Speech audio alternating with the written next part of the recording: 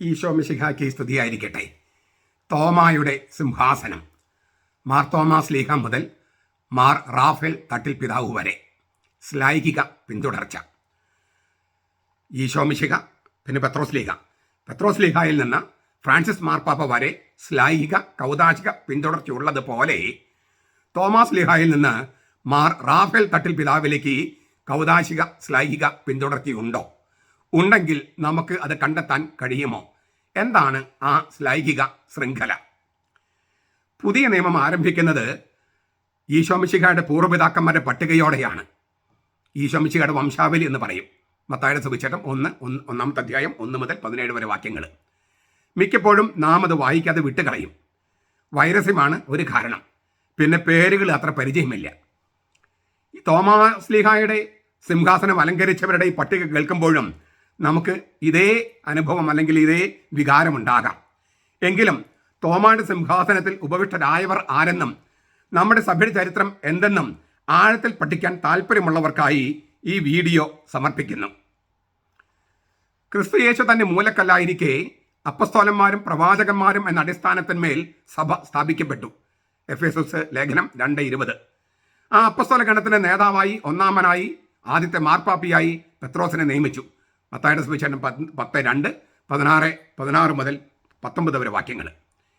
എങ്കിലും പുതിയ നിയമത്തിലെ ഏറ്റവും ഉയർന്ന വിശ്വാസ പ്രഖ്യാപനം നടത്തിയത് പെത്രോസ് ലീഹയല്ല, തോമാസ് ലീഹയാണ്. ക്രിസ്തുവിനെ നോക്കി തോമ പറഞ്ഞു, എൻ്റെ കർത്താവേ, എൻ്റെ ദൈവമേ. യോഹന്നാൻ 20:28. നീ ജീവനുള്ള ദൈവത്തിൻ്റെ പുത്രനായ മിശിഹായാണ് എന്ന വിശ്വാസ പ്രഖ്യാപനത്തെക്കാൾ എത്രയോ ഉന്നതമാണ് തോമാസ് ലീഹയുടെ വിശ്വാസ പ്രഖ്യാപനം.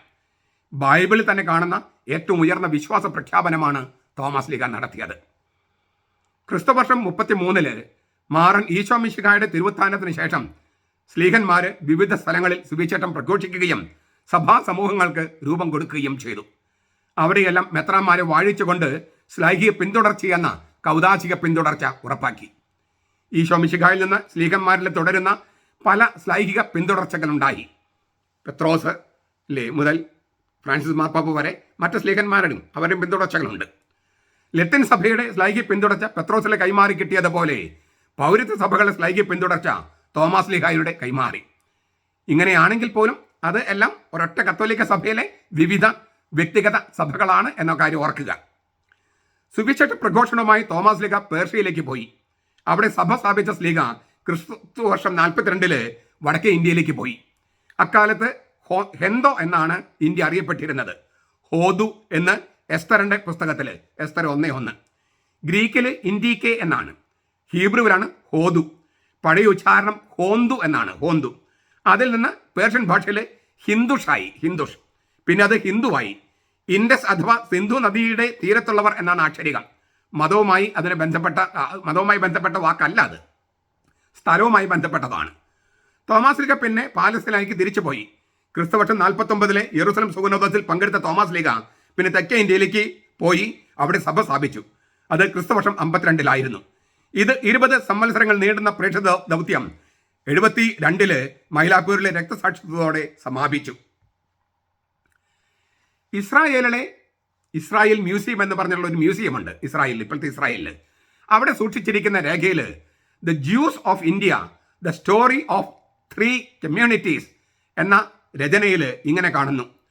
ക്രിസ്തുവർഷം 1 നൂറ്റാണ്ടിന് മുമ്പ് തന്നെ മുസിരിസിൽ, കൊടുങ്ങല്ലൂരിന് തെക്ക് ഭാഗത്തുള്ള പട്ടണം എന്ന സ്ഥലം, യഹൂദനുണ്ടായിരുന്നു. അരാമ്യ ഭാഷ മാതൃഭാഷയായി ഉപയോഗിച്ചിരുന്ന ഗാലിലയൻ യഹൂദനായ തോമാക്കി ഈ പ്രദേശത്ത് വരാനും പ്രവർത്തിക്കാനും ഇത് സാധ്യതയൊരുക്കി. 2-ാം നൂറ്റാണ്ടിൽ എഴുതപ്പെട്ട തോമായുടെ നടപടികൾ എന്ന പുസ്തകത്തിൽ വടക്ക് പടിഞ്ഞാറൻ ഇന്ത്യയിൽ ഗോണ്ടഫറസ് രാജാവിന് കീഴിൽ ഇന്തോ പാർത്യൻ സാമ്രാജ്യത്തിൽ തോമാസ് ലീഹ നടത്തിയ പ്രേക്ഷിത പ്രവർത്തനങ്ങൾ വർണ്ണിക്കുന്നു. മിലാനിലെ അംബ്രോസ് ക്രിസ്തുവർഷം 339-397, ഗ്രിഗറി നട്സിയാൻസൻ 329, 390, വിശുദ്ധ ജെറോം 342-420, മാർ അപ്രേം 306, 373 എന്നിവരെല്ലാം തോമാസ് ലീഹയുടെ ഇന്ത്യൻ പ്രേക്ഷിതത്വത്തിന് രേഖാമൂലം സാക്ഷ്യം നൽകുന്നവരാണ്. പന്തേനസ് എന്ന അലക്സാണ്ട്രിയൻ ക്രൈസ്തവ പണ്ഡിതൻ ഇന്ത്യയിലെ ക്രൈസ്തവ സമൂഹത്തെ സന്ദർശിച്ചുവെന്ന് എവ്സബിയൂസ് സഭാചരിത്രകാരനായ എവ്സബിയൂസ് സാക്ഷ്യപ്പെടുത്തുന്നു. തോമാസ് ലീഹയ്ക്ക് പിന്നാലെ ബർത്തലോമിയോ ഇന്ത്യയിൽ പ്രേക്ഷിത പ്രവർത്തനം നടത്തിയെന്നും പന്തേനോസ് നമ്മെ അറിയിക്കുന്നു. അക്കാലത്ത് ഇന്ത്യ എന്ന് പറഞ്ഞാൽ അറേബ്യൻ ഉപദ്വീപിന്റെ തെക്കൻ മേഖലകളും എത്യോപ്യൻ മേഖലയും ഉൾപ്പെടുന്നതാണ്. അതേസമയം പന്തേനോസ് പറയുന്നത് ബ്രാഹ്മണരുടെ ഇടയിൽ തോമസ് ലീഗ പ്രവർത്തിച്ചിരുന്നു എന്നാണ്. വിശുദ്ധ ജെറോം അത് രേഖപ്പെടുത്തുകയും ചെയ്യുന്നു. അതിനാൽ തോമസ് ലീഗ ഇപ്പോഴത്തെ ഇന്ത്യയെ തന്നെയാണ് പ്രവർത്തിച്ചതെന്ന് ന്യായമായും നിഗമനത്തിലെത്താം. മാല്യങ്കര എന്ന കൊടുങ്ങല്ലൂരിൽ തോമസ് ലീഗ കപ്പലിറങ്ങിയെന്ന് പ്രാചീന നാടോടി പാട്ടുകളിലും കാണാവുന്നതാണ്. ക്രിസ്തുവർഷം 6-ാം നൂറ്റാണ്ടില് ഇന്ത്യയുടെ പടിഞ്ഞാറൻ തീരവും ശ്രീലങ്ക അടക്കമുള്ള ദ്വീപുകളും സന്ദർശിച്ച അലക്സാണ്ട്രിയക്കാരനായ ഗ്രീക്ക് സഞ്ചാരി കോസ്മാസ് ഇൻഡിക്കോ പ്ലെവുസ്താസ് ഇന്ത്യയിലെ ക്രിസ്ത്യാനികളെക്കുറിച്ച് ആദ്യമായി നേർസാക്ഷ്യം നൽകുന്ന ആൾ അദ്ദേഹമാണ്. Kosmas indigo പ്ലെവുസ്തേസാസ്. ഇന്ത്യയിലേക്ക് സഞ്ചരിച്ച കോസ്മസ് എന്നാണ് ഈ ശീർഷകത്തിന്റെ അർത്ഥം. ഈ ഇൻഡിക്കോ പ്ലെവുസ്തേസാസ് എന്ന് പറഞ്ഞാൽ സഞ്ചാരി. ഇൻഡിക്കോ ഇന്ത്യയിലേക്ക് സഞ്ചരിച്ച സഞ്ചാരി എന്നർത്ഥം. ക്രിസ്തുവർഷം 550 രചന നിർവഹിച്ച ടോപ്പോഗ്രാഫിയ ക്രിസ്ത്യാന, ഇന്ത്യൻ ടോപ്പോഗ്രഫി എന്ന പുസ്തകത്തിൽ ഇന്ത്യയിൽ ക്രിസ്ത്യാനികളുടെ സാന്നിധ്യമുള്ള 3 പ്രദേശങ്ങൾ രേഖപ്പെടുത്തുന്നു. കല്യാണ, തപ്രബാന എന്ന ശ്രീലങ്ക, കുരുമുളക് വിളയുന്ന മാലി പ്രദേശം. പേർഷ്യയിൽ നിന്ന് നിയമിക്കപ്പെട്ട ഒരു മെത്രാൻ കല്യാണിൽ ഉണ്ടായിരുന്നുവെന്നും അദ്ദേഹം സാക്ഷ്യപ്പെടുത്തുന്നു. ക്രിസ്തുവർഷം 550 സാക്ഷ്യമാണ് ഈ പറയുന്നത്. കിഴക്കൻ്റെ കാതോലിക്കോസ് ആബ ഒന്നാമന്റെ നേതൃത്വത്തിലുള്ള പേർഷ്യൻ സഭയുമായി ബന്ധമുള്ള ക്രിസ്ത്യാനികൾ എന്നാണ് അദ്ദേഹം ഈ ഇൻഡിക്കോ പ്ലെവുസ്തേസാസ് സാക്ഷ്യപ്പെടുത്തുന്നത്. 1293 ഇന്ത്യയിലെത്തിയ മാർക്കോപോളോ എന്ന സഞ്ചാരി ഇവിടെയുള്ള മാർത്തോമ നസ്രാണികളെക്കുറിച്ചും മൈലാപ്പൂരിനെ കുറിച്ചും സാക്ഷ്യപ്പെടുത്തിയിട്ടുണ്ട്. 1301 ഇന്ത്യയുടെ മലബാർ തീരത്ത് ശങ്കല എന്ന സ്ഥലത്ത് വെച്ച് എഴുതപ്പെട്ട ഒരു സുറിയാനി കയ്യെഴുത്ത് പ്രതി വത്തിക്കാൻ ലൈബ്രറിയിൽ സൂക്ഷിച്ചിട്ടുണ്ട്. അതിൽ ഇങ്ങനെ രേഖപ്പെടുത്തിയിരിക്കുന്നു: മാർത്തോമാ ശ്ലീഹയുടെ സിംഹാസനത്തിന്റെ അവകാശിയായ ഇന്ത്യയുടെ മെത്രാപോലിത്ത മാർ യാക്കോബാണ്. അതെ, മാറിന് ഈശോമിശിഹായുടെ അപ്പസ്തോലനായിരുന്നവനും ഇരട്ട എന്നറിയപ്പെട്ടിരുന്നവനുമായ മാർ യൂദ തോമസ് ലീഗ ഇന്ത്യയിൽ സഭ സ്ഥാപിക്കുകയും ശ്ലൈഹിക പാരമ്പര്യവും പിന്തുടർച്ചയും സിംഹാസനവും കൈമാറുകയും ചെയ്തു. Ancient Syriac documents relative to the establishment of Christianity in Edessa and the neighbouring countries എന്ന രേഖയിൽ from the year after our lord's ascension to the beginning of the 4th century എന്ന പുസ്തകത്തിൽ W. ക്യുറേറ്റൻ എഴുതുന്നു. 1864 ഈ പുസ്തകം പ്രസിദ്ധപ്പെടുത്തിയത്. പക്ഷേ പൗരാണിക രേഖകളെല്ലാം ശേഖരിച്ചിട്ടാണ്. അദ്ദേഹം എഴുതുകയാണ്: ഇന്ത്യയും അതിൻ്റെ സകല രാജ്യങ്ങളും അതിൻ്റെ അതിർത്തിയുള്ള ദേശങ്ങളും ഏറ്റവും അറ്റത്ത് കടൽ വരെയുള്ള സ്ഥലങ്ങളും യൂദ തോമസിൽ നിന്ന് ശ്ലൈഹിക കൈവെപ്പിനാൽ പൗരോഹിത്യം സ്വീകരിച്ചു. അനേകം വെല്ലുവിളികളും പ്രതിസന്ധികളും നേരിട്ടെങ്കിലും ആ പൈതൃകവും പിന്തുടർച്ചയും ഇപ്പോഴും നിലനിൽക്കുന്നു. മാർത്തോമായുടെ മാർഗവും വഴിപാടും എന്നാണ് നസ്രാണികൾ തങ്ങളുടെ മതജീവിതത്തെ വിശേഷിപ്പിച്ചിരുന്നത്. മാർഗം എന്നതിന് മതം എന്നൊരർത്ഥമുണ്ട്. വഴിപാട് എന്നതിന് പാരമ്പര്യം അഥവാ സമ്പ്രദായം എന്നും അർത്ഥമുണ്ട്. സ്കറിയ സക്കറിയയുടെ ഒരു ലേഖനമുണ്ട്, ചർച്ചയും പൂരണവും. അത് P.J. തോമസിന്റെ മലയാള സാഹിത്യവും ക്രിസ്ത്യാനികളും എന്ന കൃതിയിൽ കാണാം. പോർച്ചുഗീസ് മിഷണറിമാരാണ് മലബാറിലെ ക്രിസ്ത്യാനികളെ കൽദായ ക്രിസ്ത്യാനികൾ എന്ന് വിളിച്ചത്. മാർത്തോമ നസ്രാണികളെ മലബാറിലെ കൽദായ ക്രിസ്ത്യാനികൾ എന്ന് ആദ്യം വിളിച്ചത് പോർച്ചുഗീസ് മിഷണറിമാരാണ്. കിഴക്കൻ്റെ സഭ എന്നറിയപ്പെട്ടിരുന്ന കൽദായ സഭയുമായുള്ള ബന്ധത്തിന്റെ പേരിലാണ് അങ്ങനെ അവർ വിളിച്ചത്. ഡച്ചുകാരുടെ കാലത്ത് ലത്തീൻ സഭയിൽ അന്തരമുള്ള കത്തോലിക്ക വിഭാഗത്തെ സൂചിപ്പിക്കാൻ അവർ മാർത്തോമ നസ്രാണികളെ സുറിയാനി കത്തോലിക്കർ എന്ന് വിളിച്ചു. പേർഷ്യൻ സസാനിദ് സാമ്രാജ്യത്തിലെ പൗരസ്ത്യ സുറിയാനി ഭാഷയാണ് മാർത്തോമ നസ്രാണികൾ ലിറ്റർജിയിൽ ഉപയോഗിച്ചിരുന്നത്. ഇതും പേർഷ്യയിലെ കിഴക്കൻ്റെ സഭയുമായി ഭാരത സഭയ്ക്കുള്ള ബന്ധം അരക്കിട്ടുറപ്പിക്കുന്നു. കിഴക്കൻ്റെ സഭയുടെ ഭാഗ്യസഭാ പ്രവിശ്യകളിൽ ഒന്നായ ഫാഴ്സ് പ്രവിശ്യയുടെ മെത്രാപ്പൊലിത്തയാണ് ഇന്ത്യയിലെ സഭയുടെ ആധ്യാത്മിക നേതൃത്വം നോക്കിയിരുന്നത്. ക്രിസ്തീയ സമുദായം വലുതാവുകയും പേർഷ്യയിൽ നിന്നുള്ള ക്രിസ്ത്യാനികൾ കുടിയേറ്റം വർദ്ധിക്കുകയും ചെയ്തതോടെ ആദ്യം സെലൂക്യസ് ടെസിഫോണിലും പിന്നീട് ബാഗ്ദാദിലും ആസ്ഥാനമായ കിഴക്കൻ്റെ സഭയുമായി മാർത്തോമ നസ്രാണികളുടെ ബന്ധവും ശക്തിപ്പെട്ടു. സെലൂക്യ ടെസിഫോണിലെ സഭ മാർത്തോമ ശ്ലീഹ സ്ഥാപിച്ചതാണ്. അവിടെ മാർ അഗായിയും മാർ മാറിയും മറ്റും സഭയ്ക്ക് നേതൃത്വം നൽകിയതും ലിറ്റർജി വികസിപ്പിച്ചതും ചരിത്രത്തിൽ നമുക്ക് തെളിയിക്കാൻ സാധിക്കും. സെലൂക്യ ടെസിഫോണിലെ സഭയെ ബാബിലോൺ സഭ എന്നും കിഴക്കൻ്റെ സഭ അഥവാ പൗരസ്ത്യ സഭ എന്നും വിളിച്ചിരുന്നു. മെസപ്പൊട്ടോമിയയിലെ ടൈഗ്രിസ് നദിയുടെ തീരത്ത് സ്ഥിതി ചെയ്തിരുന്ന ഇരട്ട നഗരമാണ് സെലൂക്കിയും ടെസിഫോണും. അതുകൊണ്ടാണ് സെലൂക്കിയ ടെസിഫോൺ എന്ന് പറയുന്നത്. ഇപ്പോഴത്തെ ഇറാഖിലുള്ള സ്ഥലം. ക്രിസ്തുവർഷം 224 മുതൽ 251 വരെ ഇറാനിയൻ പീഠഭൂമിയിൽ അധികാരത്തിലിരുന്ന പേർഷ്യൻ സാമ്രാജ്യമായ സസാനിദ് സാമ്രാജ്യത്തിന്റെ ആസ്ഥാനവും തലസ്ഥാനം സ്ഥിരാകേന്ദ്രവുമായിരുന്നു ഈ സെലൂക്കിയ ടെസിഫോൺ. എന്നാൽ ഇസ്ലാമിന്റെ അധിനിവേശത്തോടെ ഈ സാമ്രാജ്യവും തലസ്ഥാന നഗരിയും വീണുപോയി. അതുവരെ പൗരസ്ത്യ സഭയുടെ ആസ്ഥാനമായി സെലൂക്കിയ ടെസിഫോൺ അറിയപ്പെട്ടു. രാഷ്ട്രീയമായി ഈ നഗരങ്ങളുടെ പ്രാധാന്യം അവസാനിച്ചെങ്കിലും സഭാത്മക കാര്യങ്ങളിൽ അതിന്റെ പ്രസക്തി നശിച്ചിരുന്നില്ല. പേർഷ്യയിലെ കിഴക്കൻ്റെ സഭയും ഇന്ത്യയിലെ പൗരസ്ത്യ സഭയും സ്ഥാപിച്ചത് മാർ തോമസ് ലീഹയാണ്. സഭാത്മകവും മതപരവും സാംസ്കാരികവും സാമൂഹികവുമായ ബന്ധങ്ങൾ മൂലം പേർഷ്യയിലെ കിഴക്കൻ്റെ സഭയുടെ ഒരു ഘടകമായിട്ടാണ് മാർത്തോമാ നസ്രാണികൾ സ്വയം കരുതിയത്. അതിനാൽ മാർത്തോമാ നസ്രാണി സഭയുടെ ഭൗതിക നേതൃത്വം അർക്കദിയോക്കൻ എന്ന അൽമായനിൽ നിക്ഷിപ്തമായിരുന്നെങ്കിലും ആധ്യാത്മിക നേതൃത്വം വഹിക്കാൻ പേർഷ്യയിൽ നിന്നുള്ള മെത്രാന്മാരാണ് വന്നിരുന്നത്. അതൊരു വൈദേശിക നേതൃത്വമായി ആരും കരുതിയില്ല. ഈശോ മിശിഹായെയോ തോമസ് ലീഹയെയോ വിദേശിയായി ആരും കരുതുന്നില്ലല്ലോ. അതുപോലെയായിരുന്നു ഈ ആത്മീയ നേതൃത്വവും. ചുരുക്കത്തിൽ പേർഷ്യയിലെ പൗരസ്ത്യ പാത്രിയാർക്കീസ് ഇന്ത്യയിലെ മാർത്തോമാ നസ്രാണികൾക്കുള്ള മെത്രാന്മാരെ വാഴിച്ച് നിയമിച്ചു പോന്നു. സെലൂക്കിയ ടെസിഫോണിലെ കിഴക്കൻ്റെ സഭ അന്ത്യോക്യയുടെ കീഴിലായിരുന്നു. അന്ത്യോക്യയാകട്ടെ റോമായുടെ കീഴിലും. തീർച്ചയായും കീഴിൽ എന്ന വാക്കിന് ഓരോ സഭയും കൊടുക്കുന്ന അർത്ഥങ്ങളിൽ അന്തരമുണ്ട്. ഈശോ മിശിഹായ്ക്ക് 12 സ്ലീഹന്മാർ ഉണ്ടായിരുന്നല്ലോ. അവരിൽ പത്രോസിനെ ഒന്നാമനായി ഈശോ തന്നെ വാഴിച്ചു. എല്ലാ സ്ലീഹന്മാരും വിവിധ സ്ഥലങ്ങളിൽ പോയി സഭ സ്ഥാപിക്കുകയും മെത്രാന്മാരെ നിയമിക്കുകയും ചെയ്തു. ഓരോ സഭയ്ക്കും സ്ലീഹന്മാരുടെ നേതൃത്വമുണ്ടായി. അതിനെ പാത്രിയാർക്കൈറ്റ് എന്ന് വിളിക്കാനും തുടങ്ങി. കിഴക്കൻ്റെ സഭ മാർ തോമസ് ലീഹായെ ആദ്യത്തെ പാത്രിയാർക്കീസായി കരുതുന്നു. ക്രിസ്തുധർമ്മത്തിലെ ഏറ്റവും ഉന്നതമായ പാത്രിയാർക്കൈറ്റ് അന്ത്യോക്യയുടേതായിരുന്നു. പത്രോസാണ് അവിടെ സുവിശേഷം പ്രസംഗിച്ചത് എന്നതും അതിന് കാരണമാണ്. അതിനാൽ യെറൂസലമിന് ശേഷം അന്ത്യോക്യയാണ് സഭയുടെ കേന്ദ്രമായത്. എന്നാൽ പത്രോസ് റോമയിലേക്ക് പോവുകയും അവിടെ രക്തസാക്ഷ്യം മരിക്കുകയും ചെയ്തതിനാൽ റോമ പട്ടണത്തിന് പ്രസക്തി വർദ്ധിച്ചു. പൗലോസും അവിടെ രക്തസാക്ഷിയായി മരിച്ചത് ആ പ്രസക്തിയെ ഒന്നുകൂടി അടിവരയിട്ട് സ്ഥാപിച്ചു. വിവിധ പാത്രിയാർക്കറ്റുകളുടെ കൂട്ടായ്മയായ കത്തോലിക്ക സഭയുടെ കേന്ദ്രം റോമ ആയി. ക്രിസ്തുവർഷം 110 അന്ത്യോക്യയിൽ വെച്ച ഇഗ്നേഷ്യസ് ആണ് കത്തോലിക്ക സഭ എന്ന പ്രയോഗം ആദ്യം ഉപയോഗിച്ചത്. സാർവത്രിക സഭ എന്നാണ് അർത്ഥം. സ്മിർനായിലുള്ള സഭയ്ക്ക് എഴുതിയ ലേഖനത്തിലാണ് ക്രിസ്തുവർഷം 110 കത്തോലിക്ക സഭ എന്ന വാക്ക് അന്ത്യോക്യയിൽ വെച്ച് ഇഗ്നേഷ്യസ് ഉപയോഗിച്ചു. കത്തോലിക്ക സഭ അന്ന് പ്രോട്ടസ്റ്റന്റ് സഭയോ ഓർത്തഡോക്സ് സഭയോ അങ്ങനെ ഒന്നുമില്ല. ഒറ്റ സഭയുള്ളൂ, അത് കത്തോലിക്ക സഭയാണ്. അത് തുടക്കം മുതൽ അങ്ങനെയാണ് അറിയപ്പെട്ടത്. ഈ സഭയിൽ നിന്ന് വേറിട്ട് പോയിരിക്കുന്നവരുണ്ട്. അവർ പ്രോട്ടസ്റ്റന്റ് സഭകളെന്ന് മറ്റു സഭകളെന്നൊക്കെ പറയും. കത്തോലിക്ക സഭ എന്ന് പറഞ്ഞ ഒറ്റ സഭയാണ്. അത് ഈ 12 സ്ലീഹന്മാരുടെ അടിസ്ഥാനത്തിലാണ് പണിയപ്പെട്ടത് എന്നതിനാൽ വിവിധ സഭകളുടെ കൂട്ടായ്മയാണ്. കത്തോലിക്ക സഭയ്ക്കുള്ളിൽ വിവിധ സഭകളുടെ കൂട്ടായ്മ. സാവകാശം കത്തോലിക്ക സഭയ്ക്കുള്ളിലെ വിവിധ പാത്രിയാർക്കേറ്റുകൾ, അതായത് വിവിധ സ്വയാധികാര സഭകൾ തമ്മിലുള്ള ബന്ധം നിർവചിക്കേണ്ടതായി വന്നു. നിക്കായിലെ പ്രഥമ സഭയ്ക്ക് സൂനോദോസ് അതിങ്ങനെ നിർവചിച്ചു. അന്ത്യോക്യയ്ക്ക് ശേഷം യെറൂസലമിന് പ്രാധാന്യമുണ്ടെങ്കിലും പാത്രിയാർക്കേറ്റുകളുടെ ക്രമം ഇങ്ങനെയായിരിക്കും: റോമ, അലക്സാണ്ട്രിയ, അന്ത്യോക്യ, 3.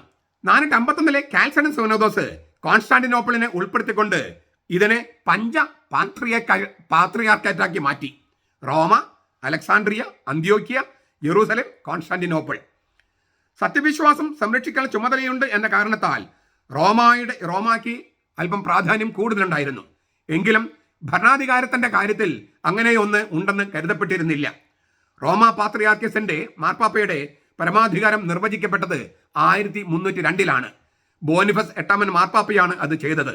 എങ്കിലും ഇന്നും സഭൈക്യ ശ്രമങ്ങളിലെ ചർച്ചകളുടെ കേന്ദ്ര ബിന്ദുവാണ് ഈ മാർപ്പാപ്പയുടെ പരമാധികാരവും മറ്റ് പാത്രിയാർക്കീസുമാരുടെ അധികാരങ്ങളും. ഇങ്ങനെയൊക്കെയാണെങ്കിലും കിഴക്കൻ്റെ സഭകളുടെ പ്രാധാന്യത്തിനോ അധികാരത്തിനോ കോട്ടം തട്ടിയിരുന്നില്ല. കത്തോലിക്ക സഭയുടെ ഭാഗമായിരിക്കുമ്പോഴും പ്രവർത്തന സ്വാതന്ത്ര്യവും അധികാര സ്വാതന്ത്ര്യവും ഉണ്ടായിരുന്നു. അതിനാൽ ഇന്ത്യയിലെ മാർത്തോമാ നസ്രാണികൾ കിഴക്കൻ്റെ സഭയുമായുള്ള ബന്ധം തുടർന്നു പോന്നു.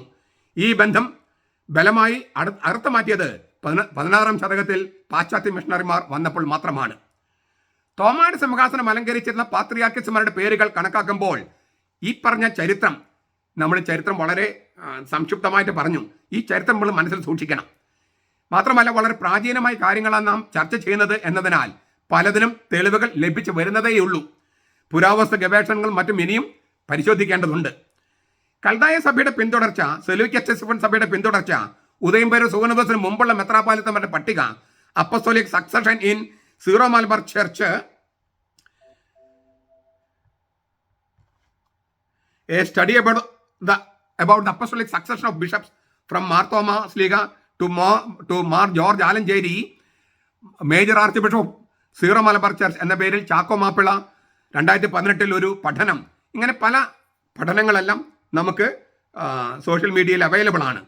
ഇങ്ങനെ ശകലീകൃതമായ രേഖകളെല്ലാം ഞാനൊന്ന് പരിശോധിച്ചു. അവയുടെ വെളിച്ചത്തിലും ഞാൻ ഈ മാർ തോമസ് ലീഹായുടെ സിംഹാസന പിന്തുടർച്ച ഞാനൊന്ന് പതുക്കൊന്ന് ഒരു ചെറിയ ഗവേഷണം നടത്തി അവതരിപ്പിക്കുകയാണ്. ഒന്നുമില്ലായ്മയിൽ നിന്നുള്ള സംരംഭങ്ങൾ എന്ന് വിശേഷിപ്പിക്കാവുന്ന രേഖകളെ ആസ്പദമാക്കിയാണ് ഇത് ചെയ്തിരിക്കുന്നത്. അതിനാൽ തന്നെ ഈ ഗവേഷണ ഫലം ചരിത്രകാരന്മാർക്കും പണ്ഡിതന്മാർക്കും അവരുടേതായ സംഭാവനകൾ നൽകാൻ കഴിഞ്ഞെങ്കിലോ എന്ന് കരുതിയാണ് വീഡിയോ ഫോർമാറ്റിൽ അവതരിപ്പിക്കുന്നത്. എന്ന് വെച്ചാൽ ക്രിയാത്മകമായ സംഭാവനകളും നിരൂപണങ്ങളും വിമർശനങ്ങളും ക്ഷണിക്കുകയാണ്. എല്ലാ തെളിവുകളോടും കൂടി അവതരിപ്പിക്കുന്ന രേഖയല്ല ഇത്. ഈ വീഡിയോ പ്രത്യുത തെളിവുകളും രേഖകളും ഹാജരാക്കാൻ കഴിവുള്ളവരുണ്ടെങ്കിൽ അങ്ങനെ ചെയ്യാനായിട്ട് ആഹ്വാനം ചെയ്യുകയാണ്. അങ്ങനെ നമ്മുടെ സാഹിത്യ പൈതൃകത്തെ, പിന്തുടർച്ചയെ, തോമാട് സിംഹാസനത്തെ അരക്കിട്ടുറപ്പിക്കാൻ നമുക്ക് കഴിയട്ടെ എന്നുള്ള ഒരു ആശംസയാണിത്. ചിലപ്പോൾ രക്തസാക്ഷികളെക്കുറിച്ചുള്ള വിവരണങ്ങളുടെ അടിസ്ഥാനത്തിലും മറ്റു ചിലപ്പോൾ സഭാതലവന്റെ സ്ഥാനാരോഹണം പരിഗണിച്ചും വിവിധ പാത്രിയാർക്കറ്റുകൾ തമ്മിൽ പൊരുത്തപ്പെടുത്തിയും ഓരോരുത്തരെയും വാഴ്ചക്കാലം നിശ്ചയിക്കുന്നതിനാൽ ചില അന്തരങ്ങളൊക്കെ ഉണ്ടാകാം. പേർഷ്യയിലെ നിരന്തര യുദ്ധങ്ങൾ, അവിടെയും കേരളത്തിലുമുണ്ടായ പ്രളയങ്ങൾ, ഇവയെല്ലാം പല പ്രാചീന രേഖകളും നശിപ്പിച്ചു കളഞ്ഞു. പിന്നെ ചരിത്രം രേഖപ്പെടുത്തി സൂക്ഷിക്കുന്നതിൽ നമ്മൾ കാണിക്കുന്ന അനാസ്ഥ, ഇപ്പോഴും കാണിക്കുന്ന അനാസ്ഥ, വാമൊഴിയായി പാരമ്പര്യം മതി എന്ന ചിന്ത, ഇവയെല്ലാം തെളിവുകൾ കുറയാൻ കാരണമായിട്ടുണ്ട്. ആവർത്തിക്കട്ടെ, കിഴക്കൻ്റെ സഭയുടെ പാത്രിയാർക്കീസുമാർ, അവർ ഇന്ത്യയിലേക്ക് അയച്ച മെത്രാന്മാർ, പാശ്ചാത്യരുടെ കടന്നുകയറ്റം, വീണ്ടും സ്വയാധികാര സഭയെ ഉയർത്തെഴുന്നേൽപ്പ്, ഇവയെല്ലാം മനസ്സിൽ സൂക്ഷിച്ച് വേണം ഈ വീഡിയോ കേൾക്കാൻ. തുടക്കത്തിൽ ഈ പറഞ്ഞ ഒരു പട്ടിക ഞാൻ ഈ തോമായുടെ സിംഹാസനം അലങ്കരിച്ചവരുടെ ഒരു പട്ടിക ഞാൻ അവതരിപ്പിക്കുകയാണ്. ഞാൻ പറഞ്ഞല്ലോ, മറ്റു പല പഠനങ്ങളെയും ആസ്പദമാക്കിയിട്ടുള്ള ഒരു പട്ടികയാണിത്. ഒരുപാട് വിമർശനങ്ങൾ ക്ഷണിച്ചു വരുത്താം. ചിലപ്പോൾ നിങ്ങൾക്ക് ഇത് പലതും കൺട്രിബ്യൂട്ട് ചെയ്യാം, സംഭാവന ചെയ്യാം, തിരുത്താം, എല്ലാം ക്ഷണിക്കുന്നു. അതിന് രേഖ സഹിതം മുന്നോട്ട് വരണമെന്നാണ് പറയാനുള്ളത്. ഇതൊരു പ്രാരംഭ പഠനത്തിനുള്ള ഒരു അടിസ്ഥാന രേഖ എന്ന് കണക്കാക്കി കേൾക്കണമെന്ന് അഭ്യർത്ഥിക്കുന്നു. ആദ്യ നൂറ്റാണ്ട് ശ്ലൈഹിക കാലയളവ്, മിശിഹ സ്ലീഹന്മാർ, ആ കാലയളവ് ഞാൻ ഈശോ മിശിഹയിൽ തന്നെ തുടങ്ങുകയാണ്. മാറൻ ഈശോ മിശിഹ BC 2 മുതൽ AD 33 വരെ. മാർ തോമാസ് ലീഹ AD 33 മുതൽ 37 വരെ. അദ്ദേഹം മരിച്ചത് 72-ലാണ്. എന്നാലും 37 കഴിഞ്ഞപ്പോഴേക്കും പിന്നെ മെത്രാന്മാർ വെച്ചതുകൊണ്ട് നമ്മൾ ആ മെത്രാന്മാരെ കൂടി കണക്കാക്കുകയാണ്. അപ്പോൾ ഇതിൻ്റെ തോമസ് ലീഹ ഉണ്ട് എങ്കിൽ പോലും നമ്മൾ മറ്റു മെത്രാന്മാരെയും നമ്മൾ ഉൾപ്പെടുത്തുകയാണ്. കാരണം പാശ്ചാത്യ പൗരസ്ത്യ സഭയും മാർത്തോമാ നസ്രാണികൾ, അതായത് പേർഷ്യൻ സഭയും മാർത്തോമാ നസ്രാണികളും അത് ബന്ധപ്പെടുത്തി പറയുന്നത് കൊണ്ടാണ് ഈ ഒരല്പം ഓവർലാപ്പിംഗ്. ഒരു കാര്യം ഓർമ്മപ്പെടുത്തട്ടെ, തോമസ് ലീഹയുടെ പേരിൽ ലോകത്ത് എവിടെയെങ്കിലും ഒരു കബറിടമുണ്ടെങ്കിൽ അത് ഇന്ത്യയിലെ മൈലാപ്പൂരിൽ മാത്രമാണ്. സഭയുടെ ആദ്യകാല പിതാക്കന്മാരും വേദപാരംഗതന്മാരും ഒക്കെ ഈ തോമസ് ലീഹ ഇന്ത്യയിൽ പ്രവർത്തിച്ചെന്ന കാര്യത്തിൽ ഏകാഭിപ്രായക്കാരാണെന്ന് ഞാൻ പറഞ്ഞു കഴിഞ്ഞു. അതിനാൽ തോമസ് ലീഹയുടെ പ്രവർത്തന കാലയളവ് ഏതാണ്ട് ഇങ്ങനെയാണ്. തോമസ് ലീഹ 33 മുതൽ 42 വരെ പേർഷ്യയിലും, 42 മുതൽ 48 വരെ വടക്കേ ഇന്ത്യയിലും, 49 പാലസ്തീനായാലും, 52 മുതൽ 72 വരെ തെക്കേ ഇന്ത്യയിലും പ്രേക്ഷിത പ്രവർത്തനം നടത്തി. ഓരോ സ്ഥലത്തും ശ്ലൈഹിക പിന്തുടർച്ച ഉറപ്പാക്കി. കേരളത്തിൽ ഏഴര പള്ളികൾ, ക്രിസ്തീയ സമുദായങ്ങൾ സ്ഥാപിക്കുകയും പകലോമറ്റം, ശങ്കരപുരി തുടങ്ങിയ കുടുംബങ്ങൾക്ക് അധികാരം കൈമാറുകയും ചെയ്തു. തോമസ് ലീഹയ്ക്ക് ശേഷം വന്ന ആള് ബർത്തുൾമായി AD 37. ഇദ്ദേഹം തന്നെയാണോ ഈ പന്തേനസ് പറഞ്ഞ ബർത്തലോമീസ് ലീഹ എന്ന് നമുക്ക് ചിന്തിക്കാവുന്നതാണ്. എഫെസോസിന്റെ സഭാചാരത്തിൽ ഒരു പന്തേനസിനെ കുറിച്ച് പറയുന്നുണ്ട്. അദ്ദേഹം ബർത്തലോമീസ് ലീഹ ഇന്ത്യയിൽ വന്ന കാര്യം പറയുന്നുണ്ട്. ആ ബർത്തലോമീസ് ലീഹ തന്നെയാണോ ബർത്തുൾമായി നമുക്ക് അറിഞ്ഞുകൂടാ. ഏതായാലും അങ്ങനെ ഒരു പേരുണ്ട് ചരിത്രത്തിൽ. 4 മാർ അദ്ദായി 37 മുതൽ 42 വരെ എന്നാണ് ഒരു കാലയളവ്. വേറൊരു നിർദ്ദേശം 37 മുതൽ 65 വരെയാണ്. ഈശോയുടെ 72 ശിഷ്യന്മാരിൽ ഒരുവനും തോമാസ് ലീയുടെ പിൻഗാമിയുമായിട്ടാണ് ഈ അദ്ദായിയെ കണക്കാക്കുന്നത്. അപ്പസ്തോലനായ തദ്ദേവൂസ് ആണ് ഇതെന്ന് ഒരു അഭിപ്രായമുണ്ട്. 5 മാർ അഗ്ഗായി 43 മുതൽ 48 വരെ, അല്ലെങ്കിൽ 66 മുതൽ 87 വരെ. ഇദ്ദേഹവും 72 ശിഷ്യന്മാരിൽ ഒരുവനായിരുന്നു എന്ന് പറയപ്പെടുന്നു. 6 മാർ മാറി 48 മുതൽ 81 വരെ, അല്ലെങ്കിൽ 88 മുതൽ 120 വരെ. മാർ അദ്ദായിയുടെ ശിഷ്യനാണ്. ഇദ്ദേഹത്തിന്റെ കാലത്താണ് ലിറ്റർജിക്ക് കുറെ കൂടെ നിയതമായ രൂപമുണ്ടാകുന്നത്. അതുകൊണ്ടാണ് നമ്മുടെ ഒരു ലിറ്റർജിയെ അദ്ദായി, മാറി സ്ലീഹന്മാരുടെ പേരിലുള്ള അനാഫറ എന്ന് പറയുന്നത്. 7-ാമത്തെ ആള് തോമായുടെ സിംഹാസനത്തിൽ മാർ കേപ്പ 91 മുതൽ 90 വരെ. തോമായുടെ ശിഷ്യനും ഇന്ത്യയിൽ നിന്നുള്ള മെത്രാനുമായിരുന്നു മാർ കേപ്പ. അദ്ദേഹത്തിന്റെ കാലയളവ് തുടങ്ങി നിക്യ സൂനോദോസിന്റെ കാലം വരെയുള്ള മെത്രാന്മാരെ പട്ടികയിൽ കാണുന്നവരെല്ലാം പേർഷ്യയിൽ നിന്നുള്ളവരാണ്. പേർഷ്യയിലെയും ഇന്ത്യയിലെയും സഭയുടെ സ്ഥാപകൻ തോമസ് ലീഗ് ആയതുകൊണ്ട് പേർഷ്യയിൽ നിന്നുള്ള മെത്രാന്മാരെയാണ് ഭാരത ക്രിസ്ത്യാനികളായ മാർത്തോമ നസ്രാണികൾ സ്വീകരിച്ചിരുന്നത്. പൗരസ്ത്യ സുറിയാനി മെത്രാസന പ്രവിശ്യയെ ആണ് പാഴ്സ് എന്ന് വിളിച്ചിരുന്നത്. നമ്മൾ സൂചിപ്പിച്ചു, പേർഷ്യയാണ് പാഴ്സ്. പേർഷ്യയിലെ പൗരസ്ത്യ സുറിയാനി സഭയുടെ മെത്രാസന പ്രവിശ്യയായിരുന്നു ഇന്ത്യയിലെ മാർത്തോമ നസ്രാണികൾ. അതിനാൽ പേർഷ്യയിലെ സഭയുടെ സ്ലൈഹി പിന്തുടച്ചിട്ട് പ്രതിഫലനം ഇന്ത്യയിലും കാണുന്നു. 2-ാം നൂറ്റാണ്ട് 8-ാമത്തെ ആള് തോമായുടെ സിംഹാസനത്തിൽ മാർ അബ്രിസ് 90 മുതൽ 107 വരെ. മറ്റൊരു നിഗമനം അനുസരിച്ച് 121 മുതൽ 137 വരെ. കന്യകാമറിയത്തിന്റെ ഒരു ബന്ധുവായിരുന്നു മാർ അബ്രിസ് എന്ന് വിശദിക്കപ്പെടുന്നു. പിന്നെ മാർ പൗലോസ്. ഈ മാർ കേപ്പ മലബാറിൽ മെത്രാനായിരുന്ന കാലയളവിൽ തന്നെ മാർ പൗലോസ് കൊറോമാണ്ടൽ എന്ന മൈലാപ്പൂരിൽ മെത്രാനായിരുന്നു എന്നൊരു നിർദ്ദേശം കൂടിയുണ്ട്. അതായത് കേപ്പായും പൗലോസും ഒരേ സമയത്താണ് ഉണ്ടായിരുന്നത്. ഒരാൾ കേരളത്തിലും ഒരാൾ മൈലാപ്പൂരുമായിരുന്നു എന്നാണ് നിർദ്ദേശം. അപ്പോൾ അങ്ങനെ വരുമ്പോൾ ഈ കാലയളവുകൾ ചെറിയ വ്യത്യാസം വരും. മാർ പൗലോസിന്റെ കാലയളവ് പൗലോസ് ലീഗ അല്ല കേട്ടോ, തോമായുടെ സിംഹാസനത്തിൽ ഇരുന്ന പൗലോസ് 107 മുതൽ 110 വരെ. ക്രിസ്തുവർഷം 105 കുറുവിലങ്ങാട് പള്ളി സ്ഥാപിക്കപ്പെടുന്നത്, അതായത് ഇദ്ദേഹത്തിന്റെ ഭരണകാലത്ത്. 10-ാമത്തെ ആള് മാർ യോഹന്നാൻ ഒന്നാമൻ 110 മുതൽ 130 വരെ. 11 മാർ ഒറാഹം ഒന്നാമൻ 130 മുതൽ 159 വരെ. 12 മാർ ഹെറോൻ 152 മുതൽ 159 വരെ. കഷ്കറിലെ മാർ അബ്രാഹം, ഇദ്ദേഹം മാർ ഒറാഹം രണ്ടാമനാണ് എന്നൊരു നിർദ്ദേശം പറയുന്നുണ്ട്. AD 159 മുതൽ 171 വരെ. 14-ാമത്തെ ആള് മാർ യാക്കോബ് ഒന്നാമൻ 171 മുതൽ 190 വരെ. ഈ മാർ യാക്കോബ് ഒന്നാമന്റെ കാലയളവിൽ ക്രിസ്തുവർഷം 190 അലക്സാണ്ട്രിയൻ ദൈവശാസ്ത്ര കലാലയത്തിന്റെ സ്ഥാപകൻ പന്തേനോസ് ഇന്ത്യയിലെ മാർത്തോമ നസ്രാണികളെ സന്ദർശിച്ചു. മത്തായിയുടെ സുവിശേഷത്തിന്റെ ഹീബ്രു പകർപ്പ് തർജ്ജമ അവർ വായിച്ചിരുന്നതായി അദ്ദേഹം സാക്ഷ്യപ്പെടുത്തുന്നു. അദ്ദേഹം അത് അലക്സാണ്ട്രിയയിലെ പുസ്തകാലയത്തിലേക്ക് കൊണ്ടുപോയതായി സഭാചരിത്രത്തിൽ എവ്സേബിയസ് രേഖപ്പെടുത്തുന്നു. Ecclesiastical history 5:10-3. 15-ാമത്തെ ആള് മാർ എവിദ് മിഷിക്ക 191 മുതൽ 203 വരെ.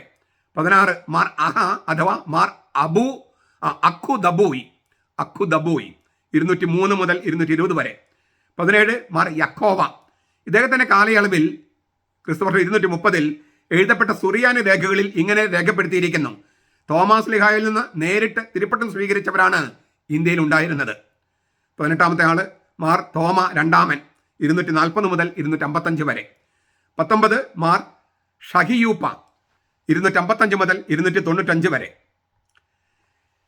നിക്യ സൂനോദോസും മെത്രാന്മാരും 3 മുതൽ 7 വരെ നൂറ്റാണ്ടുകൾ. 20-ാമത്തെ ആള് തോമായുടെ സിംഹാസനത്തിൽ മൈഷാനിലെ മാർ ദാവീദ് 295 മുതൽ 310 വരെ. ഇറാഖിലെ ഒരു സ്ഥലമാണ് മൈഷാൻ. പൗരസ്ത്യ സഭകളുടെ മെത്രാപ്പൊലിത്തൻ ആസ്ഥാനമായിരുന്നു അത്. ഇദ്ദേഹത്തെ മാർ ദാവീദ് ദ ബസറ എന്നും കൂടി വിളിക്കുന്നുണ്ട്. ബസറായുടെ ദാവീദ് അല്ലെങ്കിൽ ബസറായിലെ ദാവീദ് മെത്രാൻ. സിയേറ്റിന്റെ ദിനവൃത്താന്തം, ക്രോണിക്കിൾ ഓഫ് സിയേറ്റ് എന്നൊരു പൗരസ്ത്യ സുറിയാനി രേഖയുണ്ട്. 7-ാം നൂറ്റാണ്ടിൽ രചിക്കപ്പെട്ടതാണ്.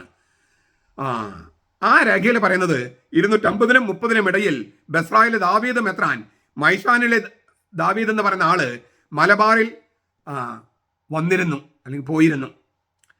21-ാമത്തെ ആള് മാർ യോഹന്നാൻ രണ്ടാമൻ 310 മുതൽ 317 വരെ. ഈ രണ്ടാമൻ, മൂന്നാമൻ, ഒന്നാമനൊക്കെ പറയുന്നത് ചിലപ്പോൾ രണ്ടാമൻ കഴിഞ്ഞിട്ട് ചിലപ്പോൾ വീണ്ടും ഒന്നാമൻ എന്നൊക്കെ പറയുന്നുണ്ടാകാം. അതൊരു കൺഫ്യൂഷൻ ഉണ്ട്, ആശയക്കുഴപ്പം. നമുക്ക് പലയിടത്തും ഇതിൻ്റെ ചില ഗ്യാപ്പുകളുണ്ട്. അപ്പോൾ ഇതിനിടയ്ക്ക് വന്നവർ പലരും നമുക്ക് അറിഞ്ഞുകൂടാ. അതുകൊണ്ടാണ് ചരിത്രത്തിൽ അറിയുന്നതനുസരിച്ച് ഞാൻ രേഖപ്പെടുത്തിയിരിക്കുക. തിരുത്തലുകൾ ആവശ്യമുള്ള രേഖയാണ് എന്ന് ഞാൻ പറഞ്ഞു കഴിഞ്ഞു. പേർഷ്യയിലെ മാർ യോഹന്നാൻ എന്നും ഈ യോഹന്നാൻ രണ്ടാമൻ അറിയപ്പെടുന്നുണ്ട്. പേർഷ്യയിലെയും ഇന്ത്യയിലെയും സഭകളുടെ പ്രതിനിധിയായി ക്രിസ്തുവർഷം 325 നടന്ന നിക്കാ സുഗനോദോസിൽ മാർ യോഹന്നാൻ പങ്കെടുത്തു. പേർഷ്യയിലെയും മഹാ ഇന്ത്യയിലെയും എല്ലാ സഭകളെയും മെത്രാൻ എന്നായിരുന്നു അദ്ദേഹത്തിന്റെ സ്ഥാനവും പദവിയും. Bishop of all of Persia and greater India, അങ്ങനെയാണ് അദ്ദേഹത്തിന്റെ സ്ഥാനം. ഇപ്പോഴത്തെ ഇറാഖിന്റെ തലസ്ഥാനമായി ബാഗ്ദാദിന് അടുത്തുള്ള നഗരമാണ് ഇരട്ട നഗരമാണ് സെലിക്കറ്റെസിഫോൺ. അന്നത്തെ പേർഷ്യ സാമ്രാജ്യത്തിന്റെ തലസ്ഥാനമായിരുന്നു ഞാൻ പറഞ്ഞു. അവിടെ മെത്രാനായിരുന്ന മാർ പപ്പ ബർ അഗായി പേർഷ്യൻ സാമ്രാജ്യത്തിലെ മെത്രാൻ സംഘത്തിന്റെ തലവനായി അവരോധിക്കപ്പെടുകയും കാതോലിക്കോസ് എന്ന ശീർഷം ഉപയോഗിക്കുകയും ചെയ്തു. എന്നാൽ മറ്റ് മെത്രന്മാർ ഇത് അംഗീകരിക്കാൻ വിസമ്മതിച്ചു. അദ്ദേഹത്തെ സ്ഥാനഭ്രഷ്ടനാക്കി. പിന്നീട് മെത്രാനായി സേവനം ചെയ്യാൻ അനുമതി നൽകപ്പെടുകയും ചെയ്തു.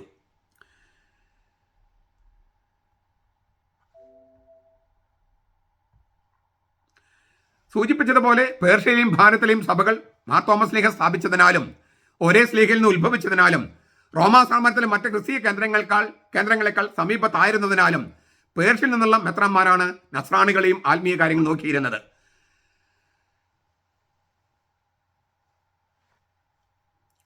ഈ പേർഷ്യൻ സഭയുടെ പ്രവിശ്യയായ പാഴ്സ്, അതിൻ്റെ ഭാഗമായ ഇന്ത്യയിലെ മാർത്തോമ നസ്രാണികൾ അങ്ങനെ പാരസ്പര്യത്തിൽ കഴിഞ്ഞവരായിരുന്നു.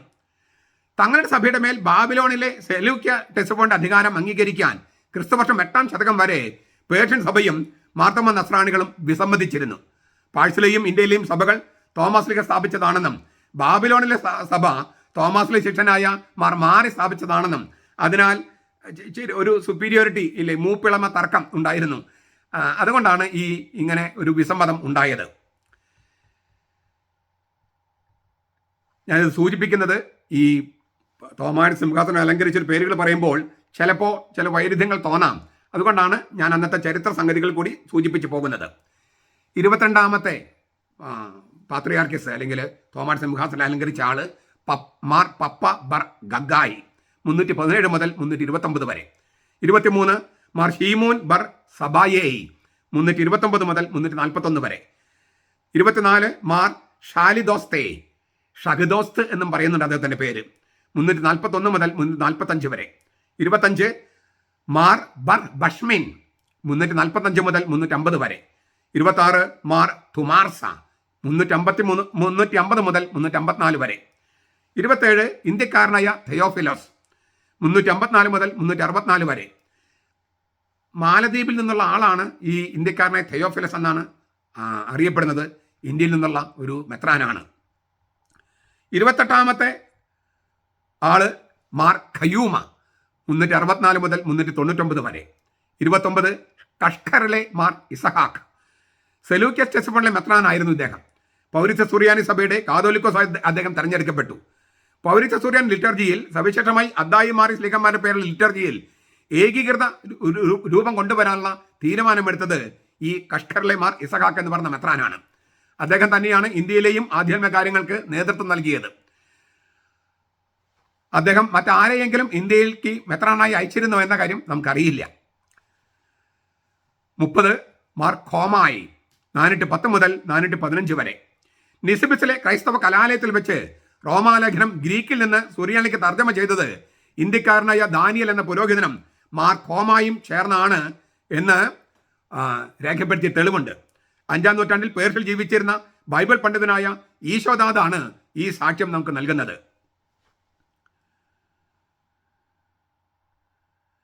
31 തോമായുടെ സിംഹാസനത്തിൽ 31 ഇരുന്ന ആള് മാർ യഹബ് അലാഹ 1 415 മുതൽ 420 വരെ.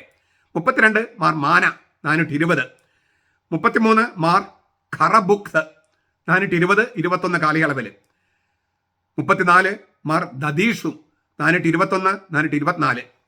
35 റഫ് അർദഷീറിലെ മാർ യസ്ദദാദ് 424 മുതൽ 450 വരെ. പൗരസ്ത്യ സഭകളെ മെത്രാപ്പോലിത്തൻ ആസ്ഥാനമായിരുന്നു പാഴ്സ്. നമ്മൾ പറഞ്ഞല്ലോ, ഇപ്പോഴത്തെ പാഴ്സ് പ്രൊവിൻസ് തന്നെ. എദേസയിൽ നിന്ന് വന്ന മാർ അദ്ദായാണ് അവിടെ സഭ സ്ഥാപിച്ചത്. പാഴ്സിന്റെ അതിരൂപത അറിയപ്പെട്ടിരുന്നത് റവ് അർദർഷീർ എന്നാണ്. 8 രൂപതകളിൽ ആദ്യത്തേതായിരുന്നു റബ് അർദർഷീർ. ഇപ്പോഴത്തെ ഇറാനിലുള്ള ബുഷാഹർ എന്ന സ്ഥലം തന്നെയാണ് ഈ പറഞ്ഞ സ്ഥലം. 36 റബ്ബ് അർദഷീറിലെ മാറി 450 മുതൽ 470 വരെ. ക്രിസ്തുവർഷം 435 മുതൽ 457 വരെ എദേസായിലെ മെത്രാനായിരുന്ന ഇബാസയിൽ നിന്ന് ഒരു കത്ത് ലഭിക്കാൻ ഭാഗ്യം ലഭിച്ച ആളാണ് റബ്ബ് അർദഷീറിലെ മാറി. ക്രിസ്തുവർഷം 431 എഫേസസ് സൂനോദസിൽ പങ്കെടുത്തിട്ടുള്ള ആളാണ് എദേസായിലെ ഇബാസ മെത്രാൻ.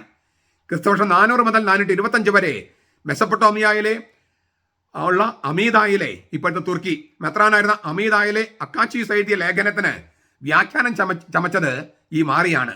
നിസിബിസിലെ മാഗികൾക്കെതിരെയുള്ളതും മന്ത്രവാദികൾക്കെതിരെയുള്ളതും ദാനിയൽ പുസ്തകത്തിന്റെ എതിരെയുള്ളതും ദാനിയൽ പുസ്തകത്തിന്റെ ഭാഷ്യവുമാണ് ഈ ലേഖനം. ഞാൻ ചരിത്രപരമായ ചില സംഗതികൾ ഇടയ്ക്ക് സൂചിപ്പിക്കുന്നത് നമുക്ക് ചില രേഖകൾ അവിടെയും ഇവിടെയൊക്കെ ഉണ്ട് എന്ന് സൂചിപ്പിക്കാൻ വേണ്ടിയാണ്. 37 മാർ ബാബുവാഹി 470 മുതൽ 484 വരെ. 38 മാർ അക്കാസേ 484 മുതൽ 496 വരെ. 40 മാർ ഷിമുവോൻ 496 മുതൽ 510 വരെ. ഇദ്ദേഹത്തിന്റെ കാലയളവോടെയാണ് പേർഷ്യ സഭയുടെ ഒരു പ്രൊവിൻസ് അഥവാ രൂപതയായി ഇന്ത്യയിലെ സഭ പൂർണ്ണമായും മാറിയതെന്ന് കരുതപ്പെടുന്നു. ബൈബിള് സുറിയാനിലേക്ക് തർജ്ജമ ചെയ്യപ്പെടുന്നതും ഈ കാലയളവിലാണ്. 41 റബ്ബ് അർദഷീറിലെ മാർ ഇസഹാക്ക് 510 മുതൽ 513 വരെ. ഇദ്ദേഹത്തിന്റെ കാലത്താണ് നെസ്റ്റോറിയൻ മിഷണറിമാർ എന്നറിയപ്പെടുന്നവർ വടക്കൻ ചൈനയിലെയും സെൻട്രൽ ഏഷ്യയിലെയും നാടോടികളായ ഹെഫ്തലൈറ്റ് ഹൂൺസിനെ എഴുത്തും വായനയും പഠിപ്പിക്കാൻ തുടങ്ങുന്നത്. ഈ നെസ്റ്റോറിയൻ മിഷണറിമാർ എന്ന് പറയുന്നത് ഈ നെസ്റ്റോറിയൻ പാഷാണ്ഡതമായി ബന്ധപ്പെട്ടവർ തന്നെ ആയിരിക്കണമെന്ന് നിർബന്ധമില്ല. കാരണം നെസ്റ്റോറിയൻസ് എന്ന വാക്ക് പലപ്പോഴും ഉപയോഗിച്ചിരുന്നത് കൽദായ ദേശത്തുള്ളവർ എന്ന അർത്ഥത്തിലാണ്. കൽദായ ദേശത്തുള്ളവർ അവരെയാണ്, അല്ലാണ്ട് നെസ്റ്റോറിയൻ പാഷാണ്ഡതയിൽ പോയവർ എന്ന അർത്ഥത്തിൽ മാത്രമല്ല, ആ അർത്ഥത്തിൽ ഉപയോഗിച്ചിട്ടുണ്ട്. അപ്പം നെസ്റ്റോറിയൻസ് എന്ന വാക്കിന് പല ധ്വനികളുണ്ട്. പാഷാണ്ഡതയിൽ പോയവർ എന്ന് മാത്രമല്ല എന്നൊരർത്ഥം. 42 മാർ ബാബായ് 513 മുതൽ 519 വരെ. 43 മാർ ഷീല 519 മുതൽ 523 വരെ. 44 മാർ നർസായി മാർ എലീഷ 523-24 കാലയളവിൽ മാർ നർസായിയും മാർ എലീഷ 524 530 കാലയളവിലും. അതായത് 2 പാത്രിയാർക്കീസ്മാർ ആ സമയത്ത് ഉണ്ടായിരുന്നു എന്നാണ് അർത്ഥം. 45 റബ് അർദഷീറിലെ മാർ ഈശോ ബോക്ത് 530 മുതൽ 535 വരെ. 46 റബ് അർദഷീറിലെ മാർ അക്കാച്ചിയോസ് 535 മുതൽ 539 വരെ. 47 മാർ പോളോസ്, ഇത് പൗലോസ് രണ്ടാമനാണെന്നും അതല്ല വേറെ ആളെന്നും പറയുന്നുണ്ട്, 539 മുതൽ 540 വരെ.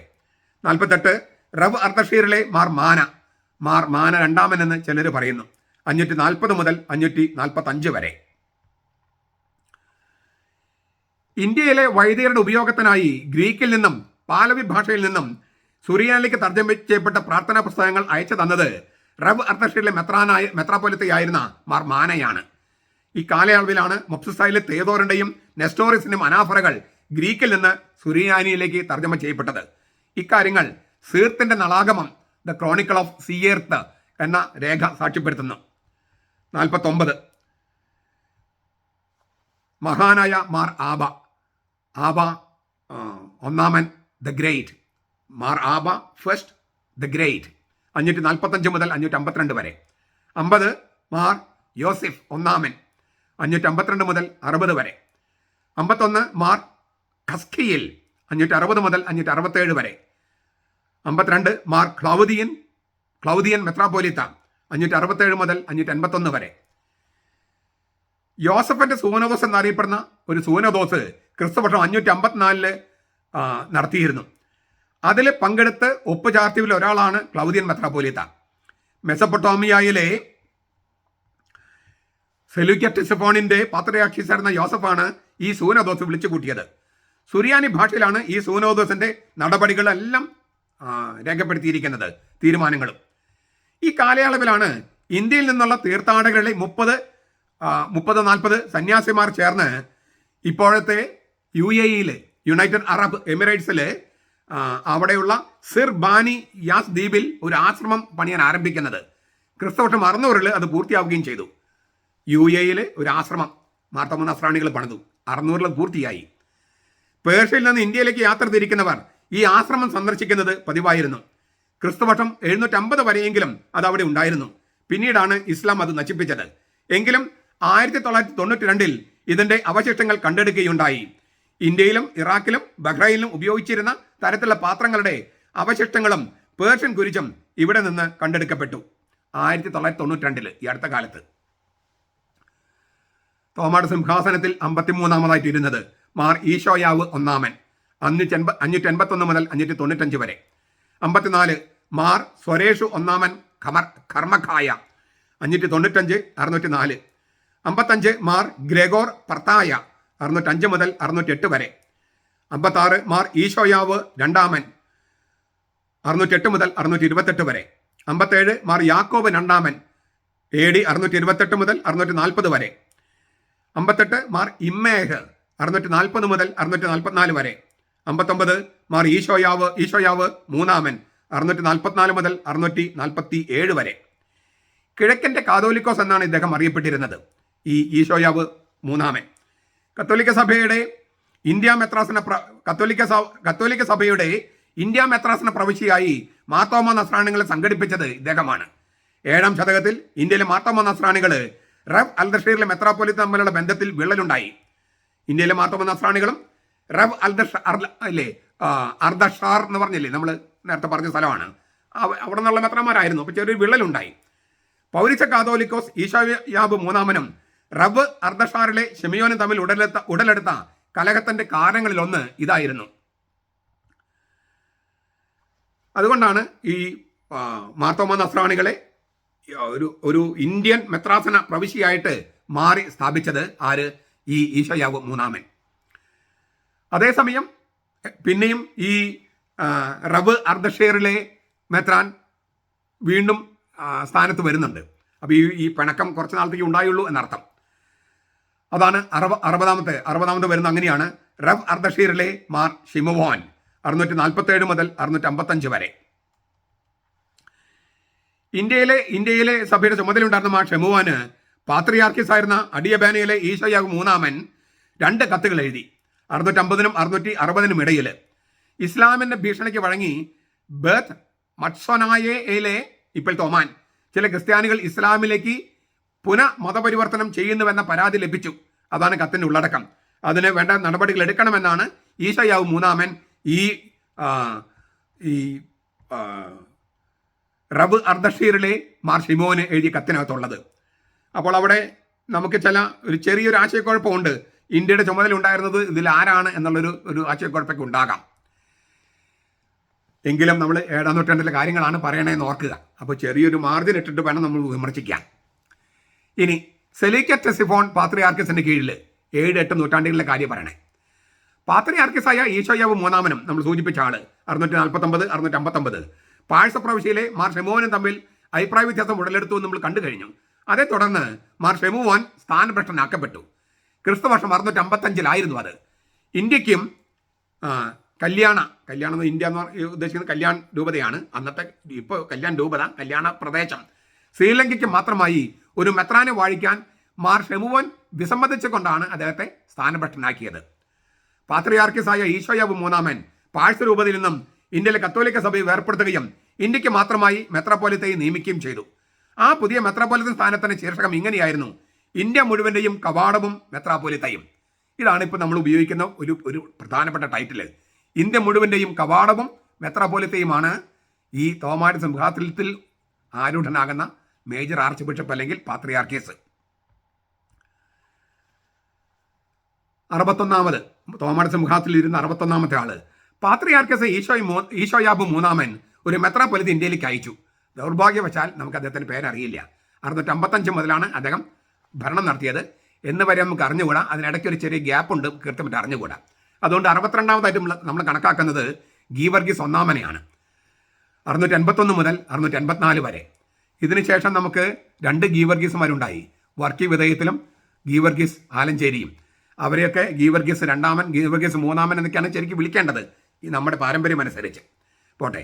63 വരുന്നത് യോഹന്നാൻ ഒന്നാമൻ ബർ മർത്ത 654 മുതൽ 692 വരെ. 64 ഖ്നായിഷു ഒന്നാമൻ, ഈ മാർ ഹനാൻ ഈശോ ഒന്നാമൻ എന്നും ഇദ്ദേഹത്തിൻ്റെ പേര് പറയുന്നുണ്ട്, 686 മുതൽ 693 വരെ. ഈ സമയത്തും 2 പാത്രിയാർക്കേറ്റുകൾ ഉണ്ടായിരുന്നു. അതിനാൽ സംവത്സരങ്ങൾ കണക്കാക്കുമ്പോൾ നമുക്ക് ചെറിയ പ്രശ്നങ്ങൾ, അതായത് ആശയക്കുഴപ്പം ഉണ്ടാകും. പുതിയ തെളിവുകൾ കിട്ടുമ്പോൾ നമുക്ക് കുറച്ചുകൂടി വ്യക്തത വരുമെന്ന് പ്രതീക്ഷിക്കാം. 65 യോഹന്നാൻ രണ്ടാമൻ ഗർഭ 693 മുതൽ 694 വരെ. 66 മറ്റൊരു മെത്രാപ്പൊലീത്ത, ഭരണവർഷം അറിയാം പക്ഷെ ആളുടെ പേരറിയില്ല, 694 മുതൽ 714 വരെ.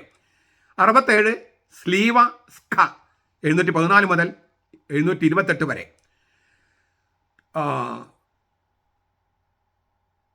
പിന്നെ ഒരു മെത്രാപ്പൊലീത്ത, അദ്ദേഹത്തിൻ്റെയും കാലയളവ് നമുക്ക് കൃത്യമായിട്ട് കാലയളവ് അറിയാം, പേരറിയില്ല, 728 മുതൽ 731 വരെ. ക്രിസ്തുവർഷം 714 മുതൽ 728 വരെ സെലൂക്യറ്റെസ്മോൻ കാതോലിക്കോസ് പാത്രിയാർക്കീസ് ആയിരുന്ന സ്ലീവാസ് ഖാ ഇന്ത്യയിലേക്ക് അയച്ച മെത്രാപ്പൊലീത്ത. അതാണ് പറഞ്ഞ് ഈ മെത്രാപ്പൊലീത്ത പേര് നമുക്കറിയില്ല. ഇന്ത്യയിൽ നിന്നുള്ള ക്രിസ്ത്യാനികളുടെ അഭ്യർത്ഥന മാനിച്ചാണ് പാത്രിയാർക്കീസ് സ്ലീവാസ് ഖാ ഈ മെത്രാപ്പൊലി വാഴിച്ച് നിയമിച്ചയച്ചത്. ഏതായാലും അക്കാലത്ത് ബാബിലോൺ സഭയും പേർഷ്യൻ സഭയും തമ്മിലുണ്ടായിരുന്ന പ്രശ്നങ്ങൾ പരിഹരിക്കപ്പെട്ടു. ഞാൻ സൂചിപ്പിച്ചതാണ് ഈ മൂപ്പിളമ തർക്കം, അത് പരിഹരിക്കപ്പെട്ടു. തോമാസിൽ സ്ഥാപിച്ച സഭയാണോ, തോമാസിന് ചിട്ടനായി മാറി സ്ഥാപിച്ച സഭയാണോ, ആരാണ് ഞങ്ങളെ ഭരിക്കേണ്ടതെന്നുള്ള മൂപ്പിളമ പ്രശ്നം, അത് പരിഹരിക്കപ്പെട്ടു. 69 മാർ പേത്തിയോൻ 731 മുതൽ 740 വരെ. 70 മാർ ആവ 741 മുതൽ 751 വരെ.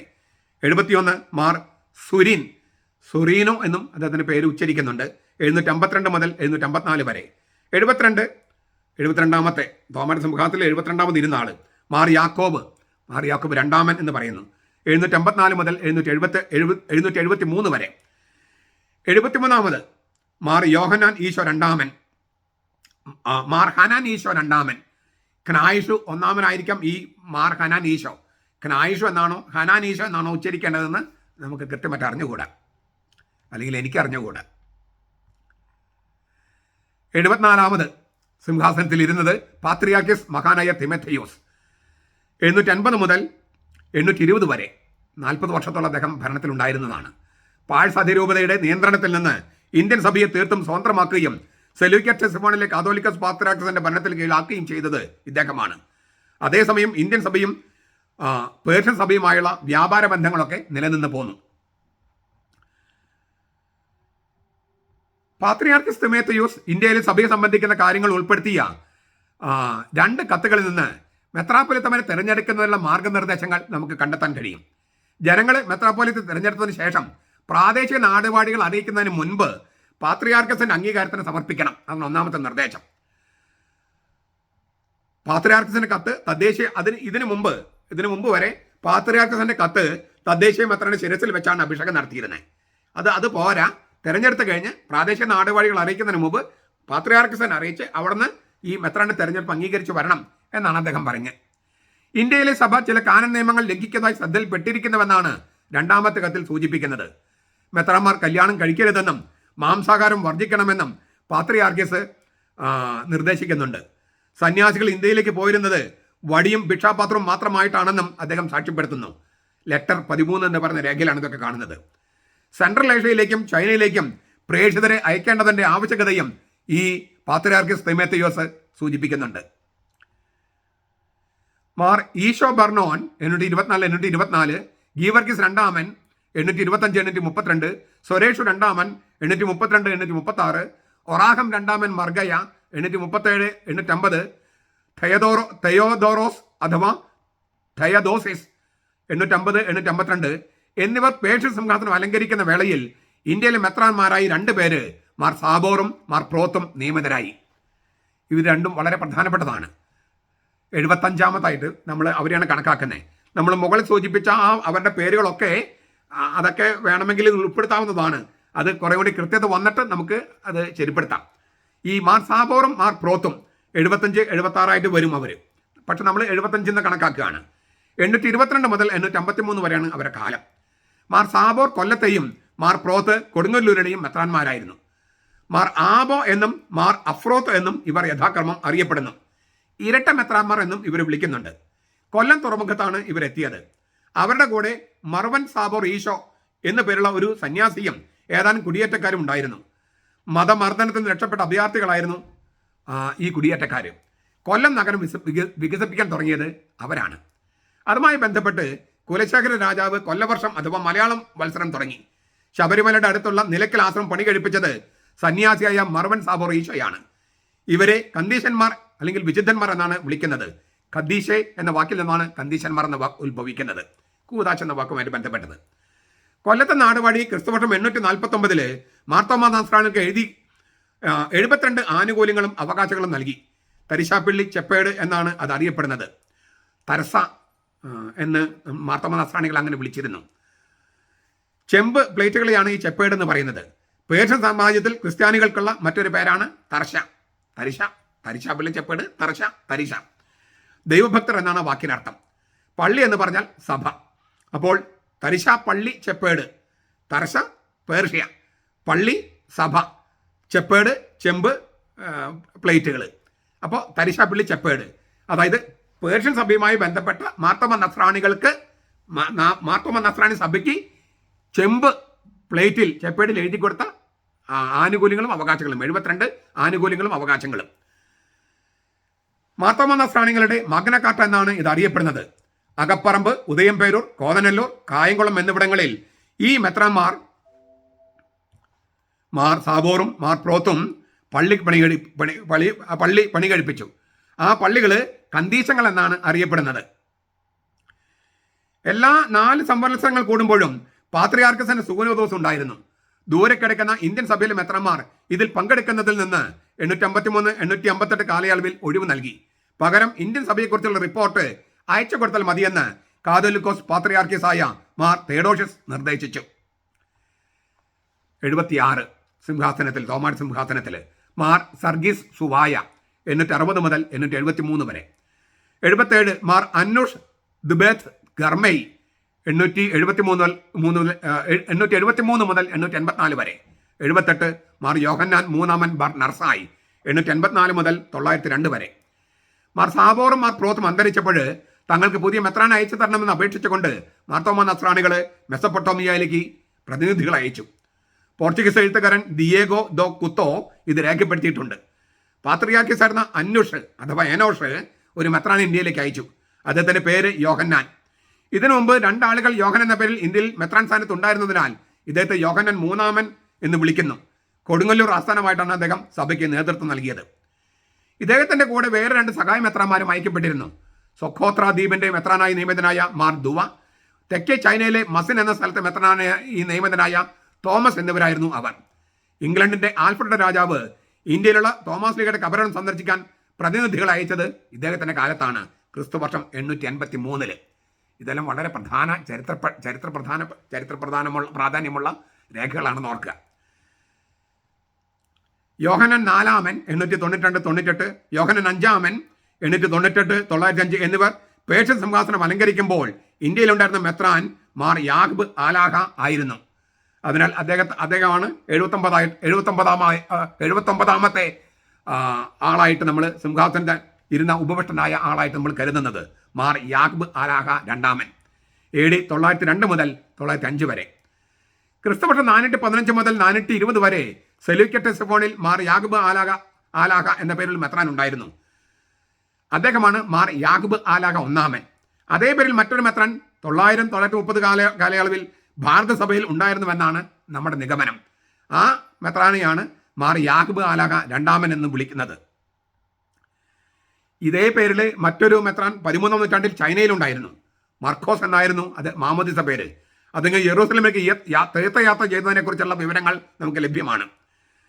The church of the east at 3 points എന്ന രചനയിൽ ഇക്കാര്യം രേഖപ്പെടുത്തിയിട്ടുണ്ട്. ഇത്രയും സൂചിപ്പിച്ചത് 2 കാര്യങ്ങൾ വ്യക്തമാക്കാനാണ്. ഇനിയും ധാരാളം ഗവേഷണം നടക്കേണ്ട മേഖലയാണ് സുറിയാനി സഭകളുടെ ചരിത്രം. പിന്നെ ഒരേ പേരുകൾ കണ്ട് രണ്ടും ഒരേ ആളാണെന്ന തെറ്റായ നിഗമനത്തിൽ എത്താൻ പാടില്ല. നമുക്ക് ഇനിയും ഗവേഷണങ്ങൾ നടത്തി കുറെ കൂടി വ്യക്തത വരുത്താനായിട്ടുണ്ടെന്ന് ചുരുക്കം. 80 മാർത്തോമായുടെ സിംഹാസനത്തിൽ 80-ാമത്തെ ആളായിട്ട് വരുന്നത് മാർ അദനാഖ അഥവാ ദനഹ. AD 905 മുതൽ 930 വരെ. 81 മാർ ഷെമുവോൻ രണ്ടാമൻ. 930 മുതൽ എന്ന് വരെയാണ് നമുക്ക് കൃത്യമായിട്ട് അറിയില്ല. അത് കഴിഞ്ഞിട്ട് മാർ അമ്മോനോയേൽ ഒന്നാമൻ എന്ന് പറയുന്ന ഒരാൾ സിംഹാസനത്തിൽ ഉണ്ടായി എന്ന് പറയുന്നു. 937 മുതൽ 949 വരെ. അപ്പോൾ ഇതിനിടയ്ക്ക് ഒരു ചെറിയൊരു ഒരു ഒരു ഒരു കാലഘട്ടം നമുക്ക് അറിയാത്തതുണ്ട്. അതുകൊണ്ട് നമ്മൾ നമ്പർ ഇട്ടിട്ടില്ല. നമ്മൾ ഇനി അടുത്ത ഒരു പരിഷ്കരിച്ച ഒരു പതിപ്പ് വരികയാണെങ്കിൽ അവിടെ കുറച്ചുകൂടി നമുക്ക് വ്യക്തത വരുത്താം. 82 എസ്രായേൽ കർഖായ 961 മുതൽ 962 വരെ. 83 മാർ ഒദീഷു ധർമ്മഖായ 963 986.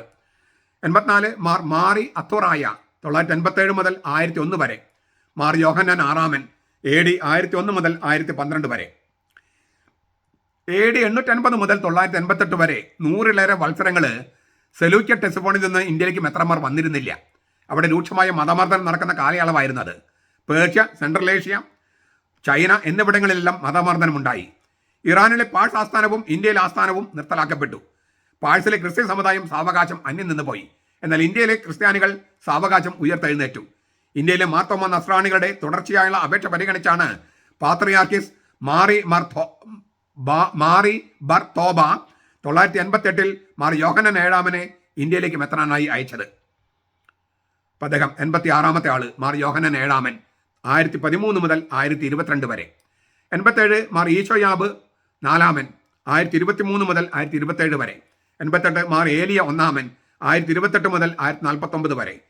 89 മാർ യോഹന്നാൻ എട്ടാമൻ 1049 മുതൽ 1057 വരെ. മാർ സൊരേഷു മൂന്നാമൻ ബർ സൻബൂർ 1057-72. മാർ ഒദീഷു രണ്ടാമൻ ബർ അത്തുറായ 1072 1090. മഖീക ബർ ഷെമുവാൻ 1092 1109 എന്നിവർ പേർഷ്യൻ സിംഹാസനത്തിൽ ഇരിക്കുമ്പോൾ മാർ അബ്രാഹം, മാർ തോമ മൂന്നാമൻ എന്നീ മെത്രാന്മാർ ഇന്ത്യയിൽ ആത്മീയ കാര്യങ്ങൾ നോക്കിയിരുന്നു. അവരുടെ കാലയളവ് സംബന്ധിച്ച് കൃത്യമായ വിവരങ്ങൾ നമുക്ക് ഇതുവരെ കിട്ടിയിട്ടില്ല. അപ്പോൾ 90 മാർ അബ്രാഹം രണ്ടാമൻ 1057 മുതൽ 1075 വരെ. മാർ തോമ മൂന്നാമൻ 1075 മുതൽ 1100 വരെ. 92 മാർ യോഹന്നാൻ ഒമ്പതാമൻ 1100 മുതൽ 1129 വരെ. ഇദ്ദേഹത്തെ ജോൺ മൂന്നാമൻ എന്നും ചരിത്രത്തിൽ വിളിക്കുന്നുണ്ട്. തോമാസ്ലിക മുഖാന്തരം ഇന്ത്യയിൽ സംഭവിച്ച അത്ഭുതങ്ങളുടെ വിവരണം നൽകാൻ ഇദ്ദേഹം കോൺസ്റ്റാന്റിനോപ്പിളിലേക്കും റോമായിലേക്കും യാത്ര ചെയ്തതായി നമുക്ക് തെളിവുകൾ കിട്ടിയിട്ടുണ്ട്. 93 മാർ യോഹന്നാൻ പത്താമൻ 1129 മുതൽ 1133 വരെ.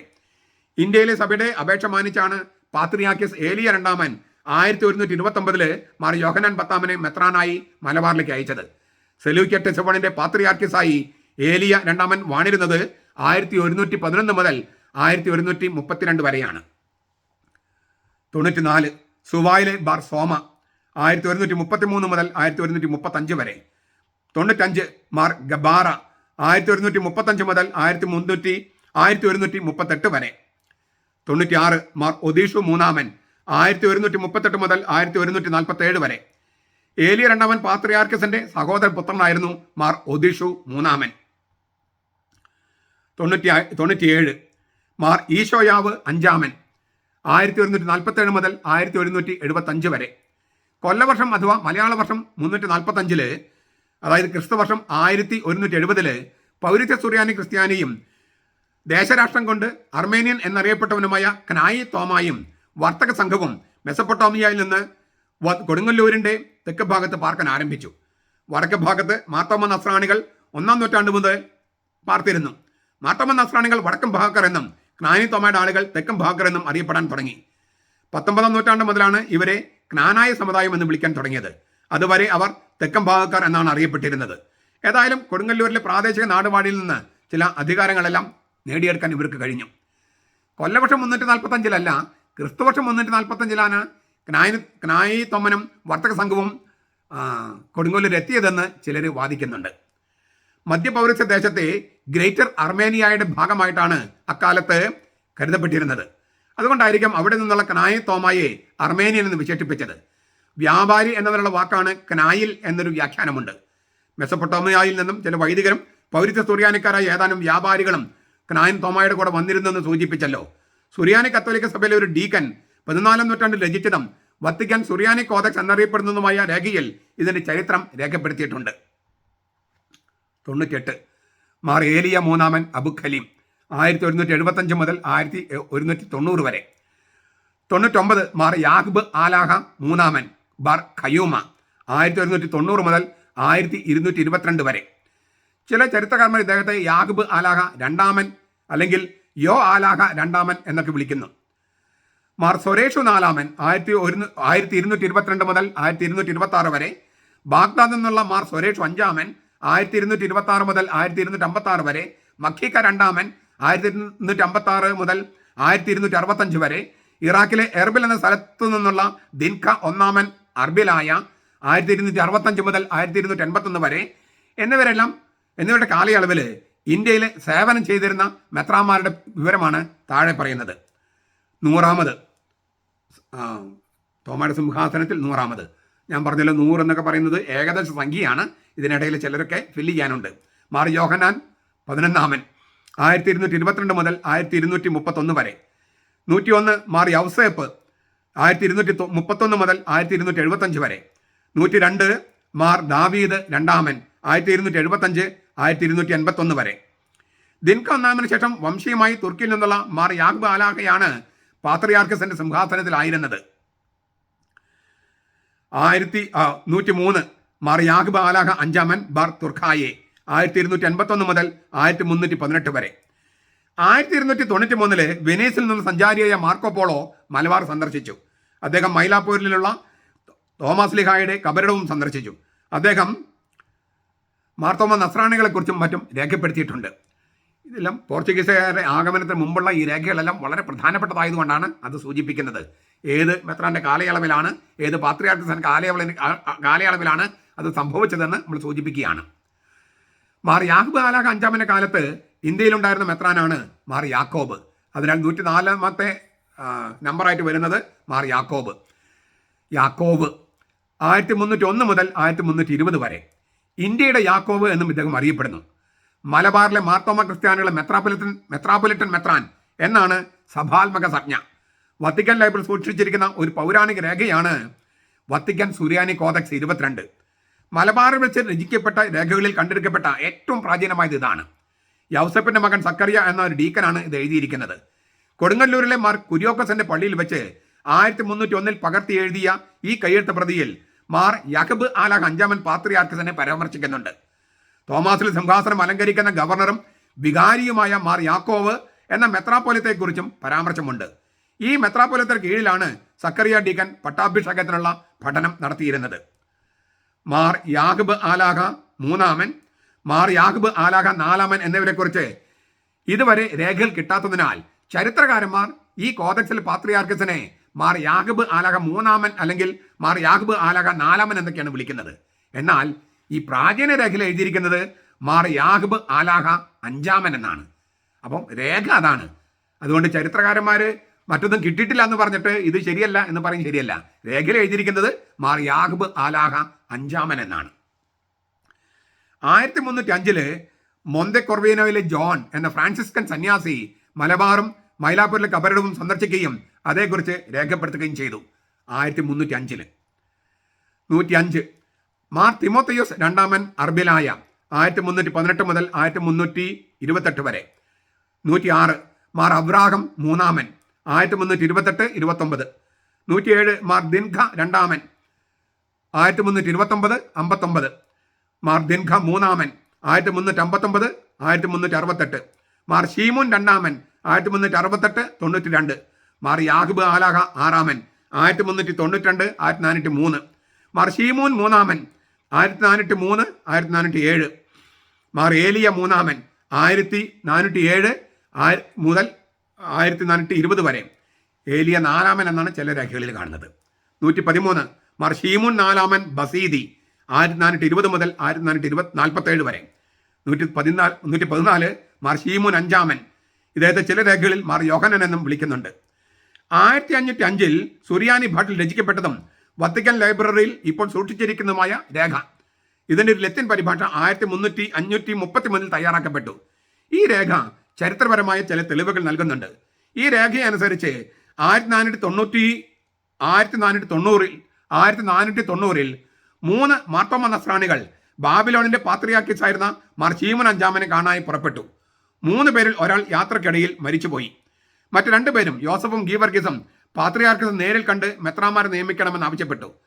വിശുദ്ധ എബിജന്റെ ആശ്രമത്തിലെ സന്യാസികളിൽ നിന്ന് തോമ, യോഹനൻ എന്നിവരെ തെരഞ്ഞെടുത്ത് മെത്രാന്മാരെ വാഴിച്ചു നിയമന പത്രങ്ങളുമായി ഇന്ത്യയിലേക്ക് അയച്ചു. 1492 മാർ തോമ ബാബിലോണിലേക്ക് തിരിച്ചുപോയി. അദ്ദേഹത്തിന്റെ കൂടെ യോസഫും. മാർ യോഹനാൻ ഇന്ത്യയിലെ മെത്രാനായി തുടർന്നു. അവരാണ് താഴെ സൂചിപ്പിക്കുന്ന മാർ തോമ 4-മനും മാർ യോഹന്നാൻ 7-മനും. മാർ ഏലിയ 4-മൻ 1490 1504. ചില രേഖകളിൽ ഏലിയ 5-മൻ. ഇന്ത്യയിൽ അതേ സമയത്തായിരുന്നത് മാർ തോമ 4-മൻ 1490 1492. മാർ ഇന്ത്യയിലുണ്ടായിരുന്ന അടുത്ത ആള് മാർ യോഹന്നാൻ 7-മൻ 1492 1503. 1502 ബാബിലോൺ പാത്രിയാർക്കീസ് മാർ ശിമയോൻ 5-മൻ കാലം ചെയ്തു. അദ്ദേഹത്തിന്റെ പിൻഗാമിയായി മാർ ഏലിയ 5-മൻ സ്ഥാനാരോഹണം ചെയ്തു. ഏലിയ 3-മൻ എന്നാണ് ചില രേഖകളിൽ. പാത്രിയാർക്കീസ് ഏലിയ വിശുദ്ധ യുവജന്റെ സന്യാശ്രമത്തിലെ 3 പേരെ മാർ യാഹബ് ആലാഹ, മാർ ദനഹ, മാർ യാക്കോബ് എന്നിവരെ മെത്രാന്മാരെ അഭിഷേകം ചെയ്ത് മാർ തോമായുടെ കൂടെ ഇന്ത്യയിലേക്ക്, അതായത് മലബാറിലേക്ക് അയച്ചു. മാർ തോമ ഇത് 2-ാം പ്രാവശ്യമാണ് ഇന്ത്യയിൽ വരുന്നത്. പ്രായമേറിയ മാർ യോഹന്നാൻ അപ്പോഴും ജീവിച്ചിരിക്കുന്നതായി മാർ തോമ 4-മൻ കണ്ടു. 1503 സ്ഥാനമൊഴിഞ്ഞെങ്കിലും മാർ യോഹന്നാൻ 1517 മരിച്ചത്. ഉദയംപേരൂർ പള്ളിയിൽ അടക്കം ചെയ്യുകയും ചെയ്തു. 116 മാർ ശീമോൻ 6-മൻ 1504 മുതൽ 1538 വരെ. ആ സമയത്ത് ഇന്ത്യയിൽ മാർ തോമ 4-മൻ വീണ്ടും 1503 മുതലാണ്. 117 മാർ ഈശോയാവ് ശീമോൻ 7-മൻ. ആ സമയത്ത് ഇന്ത്യയിൽ മാർ യാക്കോബ് അവൂന. മാർ ഈശോയാവ് ശീമോൻ 7-മന്റെ കാലയളവ് 1538 മുതൽ 1551 വരെ. മാർ യാക്കോബ് അവൂന 1540 മുതൽ 1549 വരെ. ഇനി കൽദായ കത്തോലിക്ക മെത്രാന്മാരുടെ കാലം. 1549 മാർ യാക്കോബ് അവൂന മരിച്ചു. പിന്നെ 6 വത്സരങ്ങളിലേക്ക് ഭാരത സുറിയാനി കത്തോലിക്ക സഭയ്ക്ക് ഇന്ത്യയിൽ മെത്രാന്മാരില്ലായിരുന്നു. ബാബിലോണിലെ പാത്രിയാർക്കേറ്റിൽ വലിയ പ്രശ്നങ്ങൾ നടക്കുന്ന കാലമായിരുന്നു അത്. 1555 പാത്രിയാർക്കീസ് ശിമയോൻ മാമ അഥവാ മാർ ഈശോയവ് ശീമോൻ 7-മൻ അന്തരിച്ചു. ബാർ മാമ കുടുംബത്തിൽ നിന്ന് മാത്രം പാത്രിയാർക്കീസിനെ തെരഞ്ഞെടുക്കുന്നതിൽ അതൃപ്തി തോന്നിയ കൽദായ കത്തോലിക്കർ സന്യാസിയായി യോഹന്നാൻ സുലാക്കയെ പാത്രിയാർക്കീസായി തെരഞ്ഞെടുത്തു. മാർ തോമസ് ലീഗയുടെ പാരമ്പര്യമുള്ള പേർഷ്യയിലെ സഭ അങ്ങനെ 2ആയി. കൽദായ കത്തോലിക്കനായ യോഹന്നാൻ സുലാക്ക റോമായിൽ പോയി ജൂലിയസ് 3-മൻ മാർപ്പാപ്പയുടെ കൈവപ്പിലൂടെ പൗരത്യ സഭയുടെ പാത്രിയാർക്കീസ് ആവുകയും ചെയ്തു. അതുവരെ തോമാസ് ലീഗയുടെ കൈവപ്പിന്റെ നേരെ അവകാശികളായിരുന്നു പൗരത്യ സഭയുടെ തലവന്മാർ. കൽദായ കത്തോലിക്ക മെത്രാനായ മാർ യോഹന്നാൻ സുലാക്കയോടെ പത്രോസിന്റെ കൈവപ്പിന് കീഴിലായി പൗരത്യ സഭ. എങ്കിലും ശ്ലൈഹ്യ പിന്തുടർച്ചയെന്ന കൗദാച്യ പിന്തുടർച്ച മുറിയാതെ നിലനിന്നു. മാർ യോഹന്നാൻ സുലാക്ക അദ്ദേഹം സ്വദേശത്തേക്ക് തിരിച്ചെത്തിയെങ്കിലും 1554 തുർക്കികളുടെ ആക്രമണത്തിൽ കൊല്ലപ്പെട്ടു. അദ്ദേഹത്തിന്റെ കാലയളവ് പറയാണ് 118-ാമത്തെ ആളായിട്ട് നമ്മൾ കണക്കാക്കുന്നത്. മാർ യോഹന്നാൻ സുലാക്ക ശീമോൻ 8-മൻ 1552 മുതൽ 1555 വരെ. 119 മാർ അബ്ദീഷോ 4-മൻ മാറൂൻ 1555 മുതൽ 1567 വരെ. കൽദായ കത്തോലിക്ക സഭയുടെ തലവനായിരുന്ന മാർ യോഹന്നാൻ സുലാക്കയുടെ പിൻഗാമിയായി പാത്രിയാർക്കീസ് എബദീഷോ തിരഞ്ഞെടുക്കപ്പെട്ടു. അദ്ദേഹം റോമായിലെത്തി ട്രെൻഡ് സൂനോദോസിന്റെ അവസാനത്തെ സമ്മേളനത്തിൽ പങ്കെടുത്തു. അദ്ദേഹം മലബാർ തീരത്തെ സുറിയാനി ക്രിസ്ത്യാനികളുടെ മെത്രാപ്പൊലിത്തയായി മാർ യോസഫിനെ വാഴിച്ചു. മാർ യോഹന്നാൻ സുലാക്കയുടെ സഹോദരനായിരുന്നു മാർ യോസഫ് സുലാക്ക. അദ്ദേഹത്തിന്റെ കാലയളവ് മാർ യോസഫ് സുലാക്ക, യോഹന്നാൻ സുലാക്കയുടെ സഹോദരൻ. ഇക്കാലത്ത് ഇന്ത്യയിലെ മാർത്തോമ നസ്രാണികൾ വലിയൊരു പ്രതിസന്ധിയിലായിരുന്നു. 1500 പോർച്ചുഗീസ് മിഷണറിമാർ ഇന്ത്യയിൽ വന്നതിന് പിന്നാലെ ലത്തീൻ സഭയും ഭാരതത്തിലെ പൗരത്യ സുറിയാനി സഭയും തമ്മിൽ പ്രശ്നങ്ങളും പ്രതിസന്ധികളും ഉടലെടുത്തു. കൽദായ പാത്രിയാർക്കീസ് അയച്ച മെത്രാൻ എന്ന നിലയിലും ഭാരത സുറിയാനി കത്തോലിക്ക സഭയുടെ തലവൻ എന്ന നിലയിലും മാർ യോസഫ് സുലാക്ക ഒരു നിലപാട് എടുത്തിരുന്നു. കൊടുങ്ങല്ലൂരിൽ സെമിനാരിയിൽ സുറിയാനി അറിയാത്ത ശംശാനമാരെ വൈദികരായി വാഴിക്കുകയില്ല. ട്രാവൻകൂർ സ്റ്റേറ്റ് മാനുവലിൽ അത് രേഖപ്പെടുത്തിയിട്ടുണ്ട്. Volume 2 page 162. കൽദായ സുറിയാനി കത്തോലിക്ക സഭയ്ക്കെതിരെ തക്കം നോക്കിയിരുന്ന പോർച്ചുഗീസ് മിഷണറിമാർ മാർ യോസഫ് നെസ്റ്റോറിയൻ പാഠണ്ഡത പഠിപ്പിക്കുന്നുവെന്ന് ആരോപിച്ചു. JC Panjikkaran the Syrian church in Malabar എന്ന രേഖയിൽ കാണാം. അദ്ദേഹത്തെ ഗോവയിലേക്ക് കൊണ്ടുപോവുകയും ചെയ്തു. പിന്നെ അദ്ദേഹത്തെ പോർച്ചുഗീസിലേക്ക് നാട് കടത്തി. കപ്പലിൽ വെച്ച് അദ്ദേഹം സുറിയാനി ലിറ്റർജിയുടെയും എഴുതീശോയുടെ രചനകളുടെയും ചില ഭാഗങ്ങൾ പകർത്തി എഴുതി. 1556 ജൂലൈ 8 എന്ന് രേഖപ്പെടുത്തിയിട്ടുള്ള ആ വാല്യം വത്തിക്കാൻ ലൈബ്രറിയിൽ സൂക്ഷിച്ചിട്ടുണ്ട്. അസമേനി എന്ന് പറയുന്ന ഗ്രന്ഥകർത്താവ് 4ാമത്തെ വോള്യം 446 പേജിൽ അത് രേഖപ്പെടുത്തിയിട്ടുണ്ട്. പോർച്ചുഗീസ് രാജ്ഞി കാതറീനും കർദിനാൾ ഡോൺ ഹെൻറിയും മാർ യോസഫിനെ കണ്ട് സന്തോഷിക്കുകയും തന്റെ ജനത്തിന് ആധ്യാത്മിക നേതൃത്വം നൽകാൻ ഇന്ത്യക്ക് തിരിച്ചയക്കുകയും ചെയ്തു. പക്ഷേ ഗോവയിലെ പോർച്ചുഗീസ് അധികാരികൾ അദ്ദേഹത്തെ ബാസേൻ എന്ന സ്ഥലത്ത് തടവിലാക്കി. പിന്നീട് വിട്ടയക്കപ്പെട്ട മാർ യോസഫ് കൊച്ചിയിലെത്തിയെങ്കിലും പോർച്ചുഗീസുകാർ അദ്ദേഹത്തെ അറസ്റ്റ് ചെയ്ത് പോർച്ചുഗലിലേക്കും പിന്നെ അവിടെ നിന്ന് റോമയിലേക്കും അയച്ചു. 1568 അത്. ഗിയാമിൽ എന്ന് പറയുന്ന സാമുവേൽ ഗിയാമിൽ എന്ന് പറയുന്ന ഗ്രന്ഥകർത്താവ് അത് സൂചിപ്പിച്ചിട്ടുണ്ട്. 602 പേജ്. പിയൂസ് 5 മാർപ്പാപ്പയുടെ മുമ്പിൽ വെച്ച് വിശ്വാസത്തെക്കുറിച്ചുള്ള ചോദ്യം ചെയ്യലിൽ മാർ യോസഫിന്റെ സത്യസന്ധതയും കത്തോലിക്ക സഭ വിശ്വാസത്തോടുള്ള കൂറും തെളിഞ്ഞു. അദ്ദേഹത്തെ കർദിനാളാക്കാൻ മാർപ്പാപ്പ തീരുമാനിച്ചെങ്കിലും അത് നടക്കാതെ പോയി. ആ തിരുക്കർമ്മങ്ങൾ നടക്കേണ്ടതിന്റെ തലേ ദിവസം മാർ യോസഫ് ദുരൂഹ സാഹചര്യത്തിൽ അന്തരിച്ചു. മെക്കൻസി എന്ന് പറയുന്ന ഗ്രന്ഥകർത്താവ് അത് എഴുതിയിട്ടുണ്ട്. Page 66, note 43. അപ്പം അതിനുശേഷം അവിടെ വരുന്നത് പേർഷ്യൻ സിംഹാസനത്തിൽ കൽദായ സിംഹാസനത്തിൽ വരുന്നത് 120ാമത്തെ ആളായിട്ട് മാർ യാക്ബ് ആലാഖ 5. ആ സമയത്ത് ഇന്ത്യയിലുള്ളത് അങ്കമാലിയിലെ മാർ അബ്രാഹം എന്ന് പറയുന്ന ആളാണ്. ജനുവരി 1, 1565 മുതൽ 1597 വരെ അദ്ദേഹമായിരുന്നു ഈ ഭാരതസഭയെ നയിച്ചുകൊണ്ടിരുന്നത്. ഭാരതസഭയെ പാശ്ചാത്യ സഭയുടെ കീഴിൽ കൊണ്ടുവരാനും കൽദായ സുറിയാനി സഭയുടെ തനത് പാരമ്പര്യങ്ങൾ മാറ്റിമറിച്ച് ലത്തീനീകരിക്കാനുമുള്ള പോർച്ചുഗീസുകാരുടെ ശ്രമങ്ങളെ സ്വന്തം പരിമിതികൾക്കുള്ളിൽ നിന്നുകൊണ്ട് ചെറുത്തവനാണ് മാർ അബ്രാഹം, അങ്കമാലിയിലെ മാർ അബ്രാഹം. ഇദ്ദേഹത്തെക്കുറിച്ച് 2 തരത്തിൽ വിവരങ്ങളാണ് നമുക്ക് ലഭിക്കുന്നത്. മാർ യോസഫ് സുലാക്ക പോർച്ചുഗലിലേക്ക് നാട് കടത്തപ്പെട്ടപ്പോൾ കൽദായ പാത്രിയാർക്കീസ് മാർ അബ്രഹാമിനെ, അങ്കമാലിയുടെ മാർ അബ്രഹാമിനെ കൽദായ സുറിയാനിക്കാരുടെ മെത്രാപ്പൊലീത്തയെ നിയമിച്ച് വാഴിച്ചു. ഇതാണ് റൗളിനും ചരിത്രകാരനായ റൗളിനും മറ്റും ഈ വീക്ഷണം പുലർത്തുന്നു. ഹിസ്റ്റോറിയെ എക്ലേസിയെ മലബാറിക്കെ എന്ന ഗ്രന്ഥത്തിൽ. അതേസമയം അസീറിയൻ പണ്ഡിതനും കൽദായ കത്തോലിക്ക സന്യാസിയുമായി സാമുവൽ ഗിയാമില് ഈ അഭിപ്രായത്തോട് വിയോജിച്ചുകൊണ്ട് ഇങ്ങനെ പറയുന്നു. ജെനുവിനെ റിലാസിയോനസ് എന്ന ഗ്രന്ഥത്തിൽ ഷിമിയോൻ 7 ധനഹയാണ് മാർ അബ്രഹാമിനെ മെത്രാനായി നിയമിച്ചതെങ്കിലും അദ്ദേഹം കൽദായ പക്ഷത്തേക്ക് കൂറുമാറി. അതായത് ബാഗ്ദാദിനടുത്തുള്ള സെലൂക്യറ്റിസ്മോൻ ആസ്ഥാനമായുള്ള പാത്രിയാർക്കീസ് ആണ് മാർ അബ്രഹാമിനെ നിയമിച്ചത്. ആ പാത്രിയാർക്കീസ് നെസ്റ്റോറിയൻ പാഷാണ്ഡതയിൽപ്പെട്ട ആളാണെന്ന് കരുതിയ പോർച്ചുഗീസുകാർ മാർ അബ്രഹാമിനെ പിടികൂടി യൂറോപ്പിലേക്ക് കൊണ്ടുപോയി. എന്നാൽ വഴിമധ്യേ ആഫ്രിക്കയിലെ മൊസാംബിക്കിൽ വെച്ച് അദ്ദേഹം തടവ് ചാടുകയും ഉത്തര ഇറാഖിലെ മൊസൂലിലെത്തി മാർപ്പാപ്പയുടെ വിധേയത്വം പ്രഖ്യാപിച്ചിരുന്ന കൽദായ പാത്രിയാർക്കീസ് മാർ അബ്ദീശോ 4 സമീപിക്കുകയും അദ്ദേഹത്തിന്റെ പക്കൽ നിന്ന് അധികാരപത്രങ്ങളുമായി റോമയിലേക്ക് പോവുകയും ചെയ്തു. 1565 മാർ അബ്രഹാമിനെ പിയൂസ് 4 മാർപ്പാപ്പ അങ്കമാലി അതിരൂപതയുടെ മെത്രാപ്പൊലീത്തയായി പ്രഖ്യാപിച്ചു. 1568 ഗോവയിലെത്തിയ അദ്ദേഹത്തെ പോർച്ചുഗീസ് അധികാരികൾ ഡൊമിനിക്കൻ ആശ്രമത്തിൽ വീണ്ടും തടവിലാക്കി. അദ്ദേഹം തടവ് ചാടി കേരളത്തിലെത്തി. 1597 വരെ ഭാരത കൽദായ സുറിയാനി കത്തോലിക്കരുടെ മതമേലധ്യക്ഷനായി അദ്ദേഹം തുടർന്നു. ഇദ്ദേഹത്തിന്റെ ചരിത്രം പഠിക്കുമ്പോൾ നമുക്ക് മനസ്സിലാക്കുന്ന കാര്യങ്ങളിൽ ഒന്ന് ഇതാണ്. ഞാൻ നേരത്തെ സൂചിപ്പിച്ചത്, പാശ്ചാത്യ ചരിത്രകാരന്മാർ കൽദായരെ നെസ്റ്റോറിയൻസ് എന്ന് പലപ്പോഴും വിശേഷിപ്പിക്കുന്നത് വേദവിപരീതം എന്ന് പറഞ്ഞ പാഷാണ്ഡതയിൽ പോയവർ എന്ന അർത്ഥത്തിലല്ല, നെസ്റ്റോറിയൻ ദേശരാഷ്ട്രത്തിലുള്ളവർ എന്ന അർത്ഥത്തിലാണ്. നെസ്റ്റോറിയൻസ് എന്നതിന് പല ധ്വനികളുണ്ട് എന്നർത്ഥം, പാഷാണ്ഡതയിൽ പോയവർ എന്ന് മാത്രമല്ല. ഇതെല്ലാം നമ്മൾ കൃത്യമായിട്ടൊന്ന് പഠിക്കേണ്ടതുണ്ടെന്ന് എനിക്ക് തോന്നുന്നു. 1575 ഗോവയിൽ നടന്ന പ്രാദേശിക ലത്തീൻ സൂനോദസിൽ പങ്കെടുക്കാൻ അങ്കമാലിയിലെ മാർ അബ്രഹാം വിസമ്മതിച്ചു. ഇത് ഗോവ ലത്തീൻ മെത്രാപ്പൊലീത്തയ്ക്ക് ഇഷ്ടപ്പെട്ടില്ല. അതിനാൽ ഗോവ മെത്രാപ്പൊലീത്ത കൽദായ സുറിയാനി സഭയെ ഗോവയുടെ ഭരണത്തെ കീഴിലാക്കണമെന്ന് ആവശ്യപ്പെട്ട് മാർപ്പാപ്പയ്ക്ക് കത്തെഴുതി. മാർ അബ്രഹാം തന്റെ നിലപാട് റോമായുടെ മുമ്പാകെ അവതരിപ്പിച്ചു. മാർപ്പാപ്പയുടെ ആഗ്രഹപ്രകാരം 1585 ഗോവയിൽ നടന്ന 3ാം പ്രാദേശിക സൂനോദസിൽ മാർ അബ്രഹാം പങ്കെടുത്തു. ഭാരതത്തിലെ കൽദായ സുറിയാനി കത്തോലിക്ക സഭയെ പാശ്ചാത്യ ലത്തീൻ സഭയുടെ കീഴിലാക്കുക എന്ന ലക്ഷ്യത്തോടെയായിരുന്നു ഈ സൂനോദോസ് വിളിച്ചു കൂട്ടിയിരുന്നത്. തീരുമാനങ്ങളെല്ലാം ഈ ലക്ഷ്യം കൈവരിക്കാൻ വേണ്ടിയുള്ളതായിരുന്നു. നമ്മുടെ സഭയ്ക്ക് സംഭവിച്ച അപജയങ്ങളുടെ ഒരു നേർരേഖയാണ് നമ്മൾ കാണുന്നത്. ഭാരത സുറിയാനി കത്തോലിക്കരുടെ പാരമ്പര്യം അനുസരിച്ച് സഭയുടെ ഭൗതിക ഭരണം നടത്തുന്ന അർക്കദിയോക്കനെ മാറ്റി മാർ അബ്രഹാമിന്റെ സഹായിയായി ഫ്രാൻസിസ് റോസ് എന്ന ഈശോസഭ വൈദികനെ നിയമിക്കുകയാണ് ഈ സൂനോദോസ് ചെയ്തത്.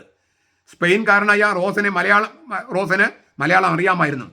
സാവകാശം സുറിയാനി കത്തോലിക്ക സഭയുടെ പാരമ്പര്യങ്ങളെല്ലാം അട്ടിമറിക്കപ്പെട്ടു. സുറിയാനി സഭയുടെ പ്രാർത്ഥനകളെല്ലാം നെസ്റ്റോറിയൻ പാഷാണ്ഡതയാണെന്ന ആരോപണമാണ് എപ്പോഴും പ്രചരിപ്പിച്ചത്. ഇപ്പോഴും അതിനെ എതിർത്ത മാർ അബ്രഹാമിനെതിരെ പരാതികളുമായി പോർച്ചുഗീസുകാർ ക്ലെമന്റ് എട്ടാമൻ മാർപ്പാപ്പയെ സമീപിച്ചു. 1595 അത്. മാർ അബ്രഹാമിനെ ഗോവയിൽ കൊണ്ടുപോയി വിചാരണ ചെയ്യാനും കുറ്റം തെളിഞ്ഞാൽ തടവിൽ പാർപ്പിക്കാനും മാർപ്പാപ്പ ഉത്തരവിട്ടു. പക്ഷേ മാർ അബ്രഹാമിന് പ്രായാധിക്യ നിമിത്തം അത് നടപ്പായില്ല. 1597 അദ്ദേഹം മരിച്ചപ്പോൾ ഫ്രാൻസിസ് റോസിനെ അഡ്മിനിസ്ട്രേറ്ററെ നിയമിച്ചു. എന്നാൽ എതിർപ്പുകൾ ഉയർന്നതിനാൽ ആർക്കദിയോക്കൻ പദവിയിലുണ്ടായിരുന്ന ഗീവർഗീസിനെ ചില വ്യവസ്ഥകളുടെ അഡ്മിനിസ്ട്രേറ്ററായി നിയമിച്ചു.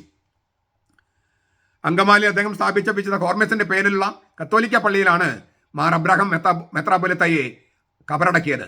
അവിടെ പള്ളിയുടെ പുനരുദ്ധാരണ നടപടികൾക്കിടെ അദ്ദേഹത്തിന്റെ ശവകുടീരം 2015 സെപ്റ്റംബർ മാസത്തിൽ കണ്ടെടുക്കപ്പെട്ടു. മാർ അബ്രഹാം ഇന്ത്യയിൽ സഭയുടെ തലവനായിരുന്ന സമയത്ത് തന്നെ ഷിമിയോൻ എന്ന പേരുള്ള ഒരു മെത്രൻ മലബാറിലെത്തി. 1578 അത്. അസീറിയൻ പൗരത്വ സഭയിൽ നിന്നാണ് അദ്ദേഹം വന്നതെന്നും അതല്ല കൽദായ കത്തോലിക്ക മെത്രാനായിരുന്നു അദ്ദേഹമെന്നും അഭിപ്രായമുണ്ട്. കടുത്തുരുത്തി കേന്ദ്രമാക്കിയാണ് അദ്ദേഹം സഭയെ നയിക്കാൻ ശ്രമിച്ചത്. അദ്ദേഹത്തിനെതിരെ മാർ അബ്രഹാം മാർപ്പാപ്പയ്ക്ക് കത്തെഴുതുകയും സുറിയാനി ക്രിസ്ത്യാനികൾ മാർ ഷിമയോനെയല്ല മാർ അബ്രഹാമിനെയാണ് അനുസരിക്കേണ്ടതെന്ന് ഗ്രിഗറി 13 മാർപ്പാപ്പ 1580 ഉത്തരവ് പുറപ്പെടുവിക്കുകയും ചെയ്തു. അതേ കത്തിൽ മാർപ്പാപ്പ മറ്റൊരു കാര്യം വ്യക്തമാക്കുന്നുണ്ട്. മാർ അബ്രഹാമാണ് ഇന്ത്യയിലെ മെത്രാപ്പൊലീത്ത. എന്നാൽ പാലിയർ കേന്ദ്രമായുള്ള രൂപതര മെത്രാൻ ഗീവർഗീസ് ആണ്. അതായത് രണ്ട് കാര്യങ്ങളാണ്. മാർ അബ്രഹാമാണ് മെത്രാപ്പൊലീത്ത, എന്നാൽ പാലയൂർ കേന്ദ്രമായുള്ള രൂപതര മെത്രാൻ ഗീവർഗീസ് ആണ്. എന്ന് വെച്ചാൽ ആ സമയത്ത് 2 മെത്രാന്മാരുണ്ടായിരുന്നു എന്നർത്ഥം. 1585 ഗോവൻ സുനോദോസ് തീരുമാനിച്ചതനുസരിച്ച് മാർ ഷിമിയോൻ അറസ്റ്റ് ചെയ്യപ്പെട്ടു. റോമായിലേക്ക് കൊണ്ടുപോയെങ്കിലും പോർച്ചുഗലിന്റെ തലസ്ഥാനമായ ലിസ്ബണിലുള്ള ആശ്രമത്തിൽ പാർക്കാനാണ് വിധിക്കപ്പെട്ടത്. 1594 മെനേസസ് മെത്രാപ്പൊലീത്ത ഇന്ത്യയിലേക്ക് തിരിച്ചപ്പോൾ മാർ ഷിമിയോനെ കൂടെ കൊണ്ടുപോകാൻ ഫിലിപ്പ് 2 രാജാവ് നിർദ്ദേശിച്ചു. മെനേസസ് മെത്രാപ്പൊലീത്ത സമ്മതിച്ചില്ല. 1599 ലിസ്ബണിലെ ഫ്രാൻസിസ്കൻ ആശ്രമത്തിൽ വെച്ച് മാർ ഷിമിയോൻ അന്തരിച്ചു. 121 സിംഹാസനത്തിൽ 121 സ്ഥാനം. മാർ ഷീബുൻ 9 ദൻഖ 1550 1600. ആ സമയത്ത് ഇന്ത്യയിൽ ആർച്ചിരിക്കൻ ക്രിസ്തുവിന്റെ ജോർജ് എന്നറിയപ്പെടുന്ന ഗീവർഗീസ് 1550 മുതൽ 1599 വരെ കുറവലങ്ങാട്ട് നിന്നുള്ള സുറിയാനി നസ്രാണിയായ ഗീവർഗീസിനെ ക്രിസ്തുവിന്റെ ഗീവർഗീസ് സഹായ മെത്രാനെ വാഴിക്കാൻ 1566 മാർ അബ്രാഹത്തെ പാത്രിയാർക്കിസായ മാർ അബ്ദീശോ അനുവദിച്ചിരുന്നു. എന്നാൽ 1580 ഗ്രിഗറി 13 മാർപ്പാപ്പ ഇത് അംഗീകരിച്ചത്. പാലിയൂരിന്റെ നിയുക്ത മെത്രാനായിട്ടാണ് ഈ ഗീവർഗീസ് നിയമിതനാകുന്നത്. എന്നാൽ അദ്ദേഹം മെത്രാനായി വാഴിക്കപ്പെട്ടില്ല എന്നാണ് നാം മനസ്സിലാക്കുന്നത്. അതിന് അദ്ദേഹത്തെ ആർച്ച് ഡീക്കൻ എന്നാണ് വിശേഷിപ്പിക്കുന്നത്. 122 മാർ ഏലീശ ഷീമോൻ 10 1600 മുതൽ 1638 വരെ. ഈ സമയത്ത് പോർച്ചുഗീസ് അധിനിവേശത്തിന് കീഴിൽ, അതായത് പദ്രവാദോ ആയിരുന്നു മാർത്തോമ നസ്രാണികളാക്കിയിരുന്നത്. ഗോവയുടെ ലത്തിൻ മെത്രാപ്പൊലിത്ത അലക്സോ ദെ മെനേസസ് വിളിച്ചുകൂട്ടിയ 1599 ഉദയംപുരം സുനോദോസിൽ അങ്കമാലി കൊടുങ്ങല്ലൂർ എന്ന പൗരത്യ സുറിയാനി രൂപതയെ ഈശോസഭക്കാർ നയിക്കുന്ന ലത്തീൻ പദ്രവാദയുടെ കീഴിലാക്കി. ഭാരത നസ്രാണികൾക്ക് മെത്രാമാരെ നിയമിക്കാനുള്ള അവകാശം അങ്ങനെ പദ്രവാദോ കൈക്കലാക്കി.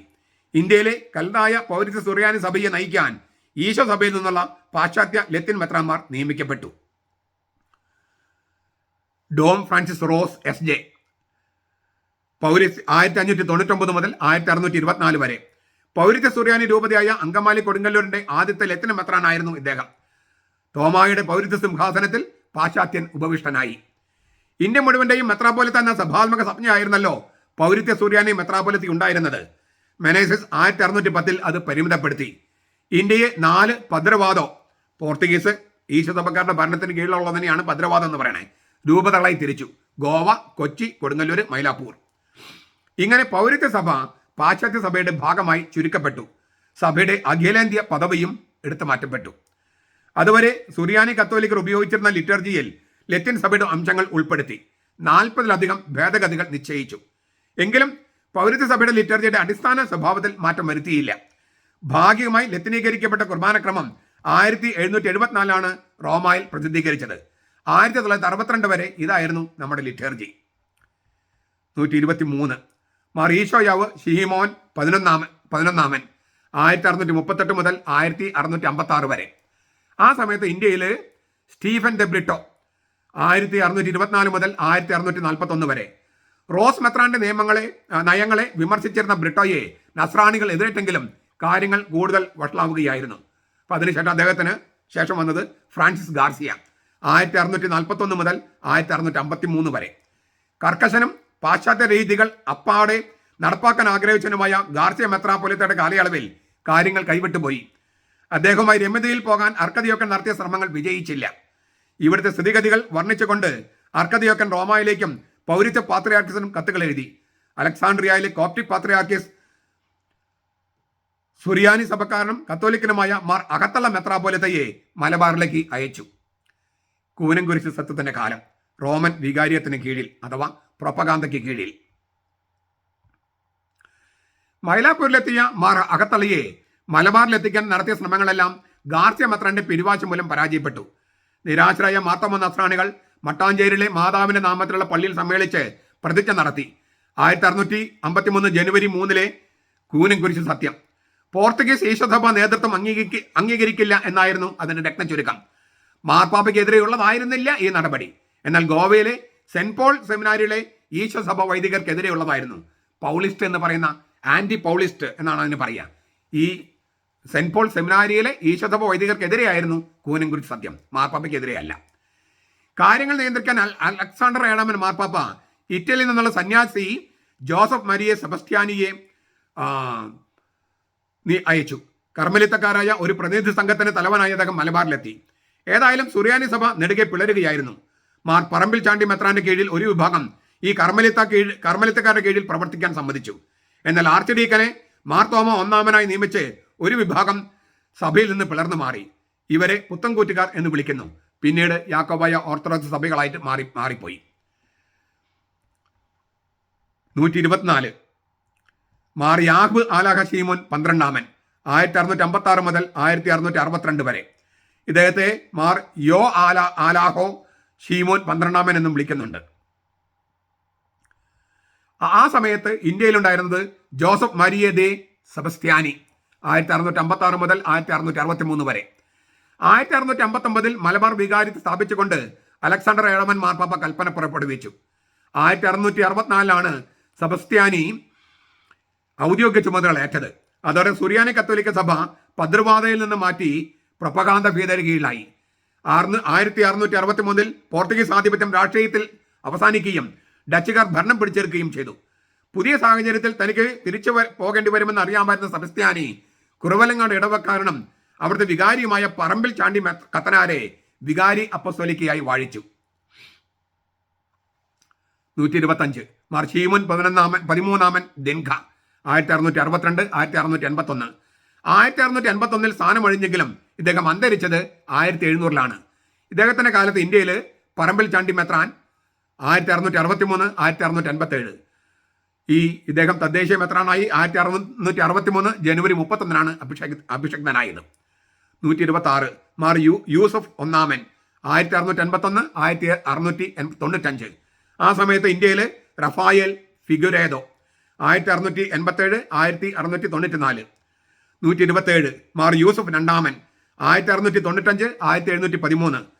ഇന്ത്യയിൽ ആ സമയത്ത് വീണ്ടും പദ്രവാദയുടെ കീഴിൽ. കുസ്തോദിയോ ദോ പിൻഹോ 1694 1697. പോർച്ചുഗീസുകാരനും ഈ സൗരിയയിലെ ഹിയറാപോളിസിലെ സ്ഥാനിക മെത്രാനുമായ പിൻഹോയെ 1669 ക്ലമന്റ് 9 മാർപ്പാപ്പ മഹാമുകളിന്റെ അതായത് മുംബൈയുടെ മെത്രാനെ നിയമിച്ചു. അദ്ദേഹം 1694 മുതൽ മലബാറിന്റെ വികാരി അപ്പസ്തോലിക്കായി സേവനമനുഷ്ഠിച്ചു. അതേസമയം വരാപ്പുഴ വികാരിയത്തിന് കീഴിൽ മലബാർ സഭയെ മാറ്റി, അതായത് പ്രൊപ്പഗാന്ത ഭീതയുടെ കീഴിൽ.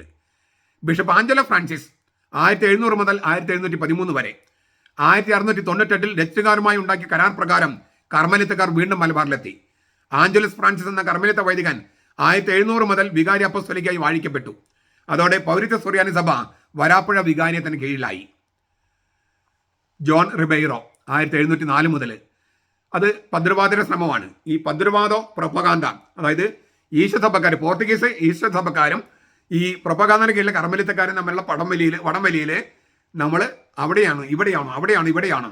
ഇതാണ് ഈ എന്താ പറയുക, സ്ലൈഹ്യ പിന്തുടർച്ച മുറിഞ്ഞു പോയില്ലെങ്കിലും പല വഴികളിലൂടെയാണ് ആ പിന്തുടർച്ച നിന്ന് പോയത്. അതുകൊണ്ടാണ് നമ്മുടെ സഭയുടെ ഇപ്പോഴും പ്രശ്നങ്ങൾ നിലനിൽക്കുന്നത്. അതായത് നമ്മൾ നമുക്ക് തുടർച്ചയായിട്ട് ഈ പിന്തുടർച്ച ഉണ്ടെങ്കിലും അത് ഒറ്റ ലൈനിലല്ല, പല ലൈനിൽ കൂടെയാണ് വന്നിരിക്കുന്നത്. കാരണം നമ്മുടെ ഈ സഭ ഭയങ്കര ആകർഷണമായിരുന്നു.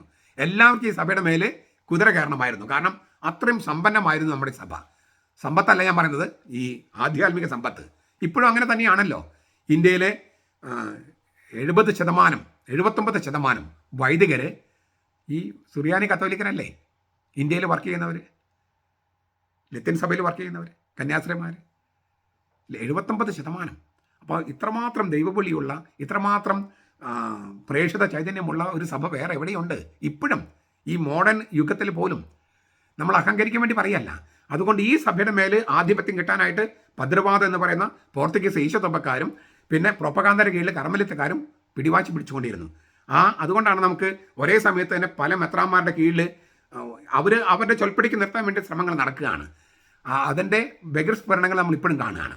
അപ്പോൾ ജോൺ റിബേറോ എന്ന് പറയുന്ന ഭദ്രവാദോ ശ്രമം, ഈശോസഭക്കാരുടെ നേതൃത്വത്തിലുള്ള പോർത്തുഗീസ് ഭദ്രവാദോ അധികാരികൾ ജോൺ റിബേറോ എന്ന വൈദികനെ കൊടുങ്ങല്ലൂരിൻ്റെ മെത്രാപ്പോലിത്തെ നിയമിച്ചു. 1704 അത്. പ്രൊപ്പഗാന്തയുടെ കീഴിലുള്ള കർമ്മലിത്തക്കാരും പോർത്തുഗീസിന് കീഴിലുള്ള ഭദ്രവാദിയുടെ ഈശോസഭക്കാരും തമ്മിലുള്ള മത്സരമായി മാറി സുറിയാനി കത്തോലിക്ക സഭ. കൂടാതെ സുറിയാനി സഭയിൽ നിന്ന് വേറിട്ട് പോയ യാക്കോബായ് സഭ എന്ന മൂന്നാം ചേരി വേറൊരു വശത്ത്. 1706 അർക്കദിയോക്കൻ എന്ന തനത് പദവി നിർത്തലാക്കപ്പെട്ടു. അതോടെ സുറിയാനി നസ്രാണി സമുദായം വല്ലാതെ ബലഹീനമായി. ഇങ്ങനെ ആകെ കൊഴിഞ്ഞു മറിഞ്ഞ അവസ്ഥയിൽ കൽദായ സുറിയാനി മെത്രാന്മാർ തങ്ങളുടെ ന്യായമായ സഭാധികാരം പുനഃസ്ഥാപിക്കാനും നിലനിർത്താനും ശ്രമങ്ങൾ നടത്തിക്കൊണ്ടിരുന്നു പേർഷ്യയിൽ നിന്ന്. 1700 ആദായിലെ മാർ ഷീമോൻ എന്ന കൽദായ മെത്രാപ്പോലിത്ത ഇറാനിലെ ഉർമിയ പ്ലെയിനിലെ കാതോലിക്കസ് പാത്രിയാർക്കീസ് അമീദ് യൂസഫ് ഒന്നാമന്റെ ആശീർവാദത്തോടെ റോമായിലേക്ക് യാത്ര ചെയ്യുകയും വത്തിക്കാനിലെ അധികാരികളുടെ അംഗീകാരത്തോടെ മലബാറിലെത്തുകയും ചെയ്തു. അദ്ദേഹം 1701 മെയ് 22 വരാപ്പുഴയിലെ കൽദായ സെമിനാരിയുടെ സുപ്പീരിയർ ആംഗ്ലേ ഫ്രാൻസ്വാ ദേ സാൻതെരേസയെ മലബാറിലെ കൽദായ സുറിയാനി നസ്രാണി വികാരി അപ്പോസ്തലിക്കായി വാഴിച്ചു. 1701 മുതൽ 1720 വരെയാണ് അദ്ദേഹത്തിന്റെ വാഴ്ചക്കാലം. അസേറിയൻ പാത്രിയാർക്കീസ് ഏലിയ നാലാമൻ മറോഗിൻ 1704 ഇറാനിലെ അർദിഷായിലെ ഉർമിയ രൂപത്തിലെ മെത്രാപ്പൊലിത്തമാർ ഗബ്രിയേലിനെ ഇന്ത്യയിലേക്ക് അയച്ചു. തന്നെയും നെസ്റ്റോറിനെ മുദ്രകുത്താമെന്ന് ഭയന്ന മാർ ഗബ്രിയേൽ കൽദായ പാത്രിയാർക്കീസ് മാർ യൂസഫ് രണ്ടാമന് മുമ്പാകെ സത്യവിശ്വാസം ഏറ്റുപറഞ്ഞിട്ടാണ് ഇന്ത്യയിലേക്ക് യാത്ര തിരിച്ചത്. യാക്കോബേ സഭയിലുണ്ടായിരുന്ന 42 പള്ളികളെ കത്തോലിക്ക സഭയിലേക്ക് തിരിച്ചു കൊണ്ടുവരാൻ അദ്ദേഹത്തിന്റെ പരിശ്രമങ്ങൾ കഴിഞ്ഞു. 1731 മാർ ഗബ്രിയേൽ അന്തരിച്ചു. കോട്ടയം ചെറിയ പള്ളിയിൽ അദ്ദേഹത്തെ അടക്കിയിരിക്കുന്നു. 128 മാർ ഗബ്രിയേൽ 1704 മുതൽ 1731 വരെ. ഈ കഥ പറഞ്ഞിട്ട് ഞാൻ അവരുടെ സംഖ്യ പറഞ്ഞിരിക്കുകയാണ്. 129 മാർ യൂസഫ് മൂന്നാമൻ 1713 മുതൽ 1757 വരെ. ആ സമയത്ത് ഇന്ത്യയിൽ വരാപ്പുഴ വികാരിയത്തിന് കീഴിലായിരുന്നു പൗരത്യ മാർത്തോമ നസ്രാണികൾ. Bishop John Baptist Multedo of Saint Teresa അദ്ദേഹമാണ് മെത്രാൻ 1714 മുതൽ 1750 വരെ. പിന്നെ 130 മാർ യൂസുഫ് നാലാമൻ 1757 മുതൽ 1781 വരെ. 130 അത് പേർഷ്യൻ പാത്രിയാർക്കീസ്. ഇന്ത്യയിലെ വരാപ്പുഴ വികാരിയത്തിന് കീഴിൽ ബിഷപ്പ് ഫ്ലോറൻസ് ഓഫ് ജീസസ് 1750 മുതൽ 1774 വരെ. ബിഷപ്പ് ഫ്രാൻസിസ് ദെ സാലസ് മത്രേ ഡൊളറോസ 1774 1787. 131 മാർ ജോസഫ് കരിയാറ്റിൽ 1783 86. ഇന്ത്യയിലെ സഭകളുടെ പുനരൈക്യ ശ്രമം. ഈ കാലയളവിലാണ് എറണാകുളത്തെ ആലങ്ങാട്ടുള്ള മാർ ജോസഫ് കരിയാറ്റിലും മീനച്ചൽ താലൂക്കിലെ പാറമേക്കൽ തോമ കത്തനാരും, തോമ ഗവർണദോർ എന്ന് പിന്നെ പറയും, മാർത്തോമ നസ്രാണികൾ ഏകീകരണത്തിന് വേണ്ടിയുള്ള യാത്ര നടത്തിയത്. ചരിത്രം സൃഷ്ടിച്ച ആ യാത്ര 4 ഭൂഖണ്ഡങ്ങൾ ഏഷ്യ, ആഫ്രിക്ക, തെക്കേ അമേരിക്ക, യൂറോപ്പ് താണ്ടിയുള്ളതായിരുന്നു. പാശ്ചാത്യ മിഷണറിമാരുടെ തെറ്റായ നയങ്ങൾ മൂലം 1653 കൂനൻകുരി സത്യത്തോടെ മാർത്തോമ നസ്രാണി സഭ പിളർക്കപ്പെട്ടിരുന്നുവല്ലോ. ഭിന്നിപ്പുകൾ അവസാനിപ്പിച്ച് സഭകൾ ഒന്നിപ്പിക്കാനുള്ള ശ്രമങ്ങളുമായി കരിയാറ്റിൽ ജോസഫ് മൽപ്പാനും തോമ കത്തനാരും 1778 റോമായിലേക്ക് യാത്ര ചെയ്തു. പിന്നെ പോർത്തുഗലിൽ ലിസ്ബണിലെത്തി. അവിടെ വെച്ച് 1782 ജൂലൈ 16 കൊടുങ്ങല്ലൂർ അതിരൂപതയുടെ മെത്രാപ്പൊലിത്തയായി നിയമിതനായി. 1782 ഡിസംബർ 16 പിയൂസ് ആറാമൻ മാർപ്പാപ്പ അദ്ദേഹത്തിന്റെ നിയമനം അംഗീകരിച്ചതോടെ 1783 ഫെബ്രുവരി 17 മെത്രാഭിഷേകം നടന്നു. മാർത്തോമ മലങ്കര നസ്രാണികളെ മെത്രാപ്പൊലിത്ത എന്നായിരുന്നു ഔദ്യോഗിക സംജ്ഞ. 1783 മാർച്ച് 17 തീയതി റോമയിലെത്തിയ മാർ കരിയാറ്റിൽ പിയൂസ് ആറാമൻ മാർപ്പാപ്പയിൽ നിന്ന് പാലിയം സ്വീകരിച്ചു. തിരിച്ച് ഇന്ത്യയിലെ ഗോവയിലെത്തിയ മാർ കരിയാറ്റിൽ ദുരൂഹ സാഹചര്യത്തിൽ അവിടെ വെച്ച് 1786 സെപ്റ്റംബർ 10 തീയതി മരിച്ചു. അവിടെ തന്നെ അടക്കപ്പെട്ടു. പിന്നീട് 1961 അദ്ദേഹത്തിന്റെ തിരുശേഷിപ്പുകൾ എറണാകുളത്ത് ആലങ്കാട്ടയ്ക്ക് കൊണ്ടുവന്ന് അടക്കം ചെയ്തു. ഇവരുടെ യാത്രയുടെ കഥയാണ് വർത്തമാന പുസ്തകം. മലയാളത്തിൽ ആദ്യത്തെ യാത്രാ വിവരണ പുസ്തകമാണിത്. പാറമേക്കൽ തോമ കത്തനാർ എന്ന തോമ ഗവർണറാണ് ഇത് രചിച്ചത്. ഇന്ത്യയിലെ തന്നെ ആദ്യത്തെ സഞ്ചാര വിവരണ ഗ്രന്ഥമാണിത്. 132 മാർ യൂനാൻ ഷീമോൻ 16 1781 1804.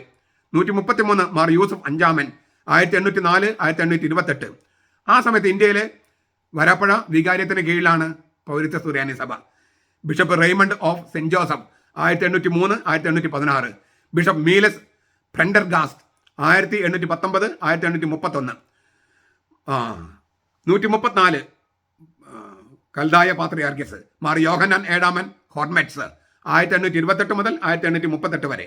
135 മാർ നിക്കോളസ് സായ 1838 1848.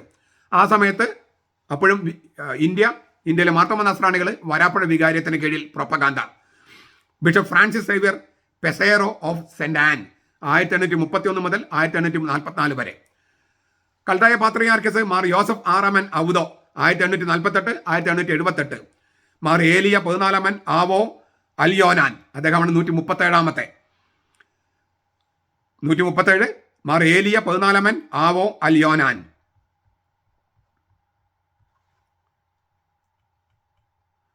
ഇന്ത്യയിലെ ആ സമയത്ത് വരാപ്പുഴ വികാരിയത്തിന് കീഴിൽ, അതായത് പ്രൊപ്പഗാന്തയ്ക്ക് കീഴിൽ bishop Bernardino Baccinelli of Saint Teresa 1847 മുതൽ 1868 വരെ. Bishop Leonardo Mellano of Saint Louis 1868 മുതൽ 1687 വരെ. ഇനി പൗരത്യ സുറിയാനി വികാരിയത്തിന് കീഴിൽ 1887 മെയ് 20 തീയതി ലിയോ 13 മാർപ്പാപ്പ ഖോദ് യാം പ്രീതം എന്ന ബൂള വഴി ഭാരത പൗരസ്ത്യ കൽദായ സുറിയാനി കത്തോലിക്കർക്കായി 2 വികാരിയത്തിൽ സ്ഥാപിച്ചു. കോട്ടയവും തൃശ്ശൂരും. കോട്ടയം എന്ന് പറഞ്ഞാൽ ഇപ്പോഴത്തെ കോട്ടയം രൂപതയല്ല, ചങ്ങനാശ്ശേരി. വരാപ്പുഴ വികാരിയത്തിൽ നിന്ന് വിടുതൽ നൽകുകയും ചെയ്തു. അങ്ങനെ പൗരസ്ത്യ സഭ എന്ന് പറഞ്ഞ മാർത്തോമ നസ്രാണികൾ വരാപ്പുഴ വികാരിയത്തിൽ നിന്നും പ്രൊപ്പഗാന്തയിൽ നിന്നും വിടുതൽ പ്രാപിച്ചു. 1896 ജൂലൈ 28 തീയതി ലിയോ 13 മാർപ്പാപ്പ എറണാകുളം വികാരിയത്തിൽ സ്ഥാപിച്ചു. അതായത് 9 കൊല്ലങ്ങൾക്ക് ശേഷം കോട്ടയം വികാരിയത്തും, കോട്ടയം ചങ്ങനാശ്ശേരി വികാരിയത്തും തൃശ്ശൂർ വികാരിയത്തും കഴിഞ്ഞ് പിന്നെ 9 കൊല്ലങ്ങൾക്ക് ശേഷം എറണാകുളം വികാരിയത്തെ സ്ഥാപിച്ചു. തൃശ്ശൂർ വികാരിയത്തിന് കീഴിലും കോട്ടയം, അതായത് ചങ്ങനാശ്ശേരി വികാരിയത്തിന് കീഴിലുള്ള സ്ഥലങ്ങൾ കുറച്ചൊക്കെ എടുത്തിട്ടാണ് ഈ എറണാകുളം വികാരിയത്തെ സ്ഥാപിതമായത്. കോട്ടയം വികാരിയത്തിനെ ചങ്ങനാശ്ശേരി എന്ന് പുനഃനാമകരണം ചെയ്തു. 1887 മുതൽ ഒരേ സമയം 2 വികാരിയത്തുകളും 1896 മുതൽ 3 വികാരിയത്തുകളും സുറിയാനി കത്തോലിക്ക സഭയ്ക്കുണ്ടായി, അതായത് മാർത്തോമ നസ്രാണികൾക്ക്. അതുകൊണ്ട് ഏത് വികാരിയത്തിനെയാണ് ശ്ലൈഘ്യ പിന്തുടർച്ച എണ്ണേണ്ടതെന്ന് നമുക്ക് നിശ്ചയിക്കുക എളുപ്പമല്ല. അതുകൊണ്ട് നാം വികാരിയത്തിൻ്റെ കാര്യം പറയാം, എന്നിട്ട് ഇനി സഭ നിശ്ചയിക്കട്ടെ എങ്ങനെയാണ് അതിൻ്റെ പിന്തുടർച്ച എങ്ങനെയാണ് കണക്കാക്കേണ്ടതെന്ന് സഭ ഔദ്യോഗികമായി തീരുമാനിക്കട്ടെ. തൃശ്ശൂർ വികാരിയത്ത് 1921 മുതൽ വികാരിയത്തെന്നല്ല രൂപത, 1995 മുതൽ അതിരൂപത. അവിടെ മാർ അഡോൾഫ് മെഡലിക്കോട്ട് 1887 മുതൽ 1896 വരെ. മാർ ജോൺ മേനാച്ചേരി 1896 മുതൽ 1919 വരെ. മാർ ഫ്രാൻസിസ് വാഴപ്പള്ളി 1921 മുതൽ 1942 വരെ. മാർ ജോർജ് ആലപ്പാട്ട് 1944 മുതൽ 1970 വരെ. മാർ ജോസഫ് കൊണ്ടുകുളം 1970 മുതൽ 1995 വരെ. കോട്ടയം അഥവാ ചങ്ങനാശ്ശേരി വികാരിയത്ത് 1911 രൂപത എന്നും 1950 മുതൽ അതിരൂപത എന്നും അറിയപ്പെടുന്നു. മാർ ചാൾസ് ലെവീഞ്ഞ് SJ 1887 മുതൽ 1896 വരെ. മാർ മാത്യു മാക്കിൽ 1896 മുതൽ 1911 വരെ. മാർ തോമസ് കുര്യാലശ്ശേരി 1911 മുതൽ 1925 വരെ. മാർ ജെയിംസ് കാളാശ്ശേരി 1925 മുതൽ 1949 വരെ. മാർ മാത്യു കാവുക്കാട്ട് 1950 മുതൽ 1969 വരെ. മാർ ആന്റണി പടിയറ 1970 മുതൽ 1985 വരെ. മാർ ജോസഫ് പൗവത്തിൽ 1985 മുതൽ 2008 വരെ. എറണാകുളം വികാരിയാത്ത് 1923 മുതൽ അതിരൂപത എന്നറിയപ്പെടുന്നു. മാർ ലൂയിസ് പഴയപറമ്പിൽ 1896 മുതൽ 1919 വരെ. മാർ അഗസ്റ്റിൻ കണ്ടത്തിൽ 1919 മുതൽ 1956 വരെ. മാർ ജോസഫ് പാറേക്കാട്ടിൽ 1957 മുതൽ 1984 വരെ. മാർ ആന്റണി കർദിനാൾ പടിയറ 1985 മുതൽ 1992 വരെ.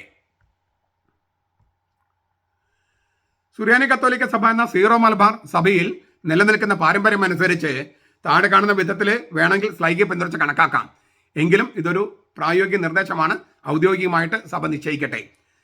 138 വരുന്നത് മാർ മെഡലിക്കോട്ട്, 139 മാർ ജോൺ മേനാശ്ശേരി, 140 മാർ അഗസ്റ്റിൻ കണ്ടത്തിൽ, 141 മാർ ജോസഫ് പാറേക്കാട്ടിൽ, 142 മാർ ആന്റണി പടിയറ.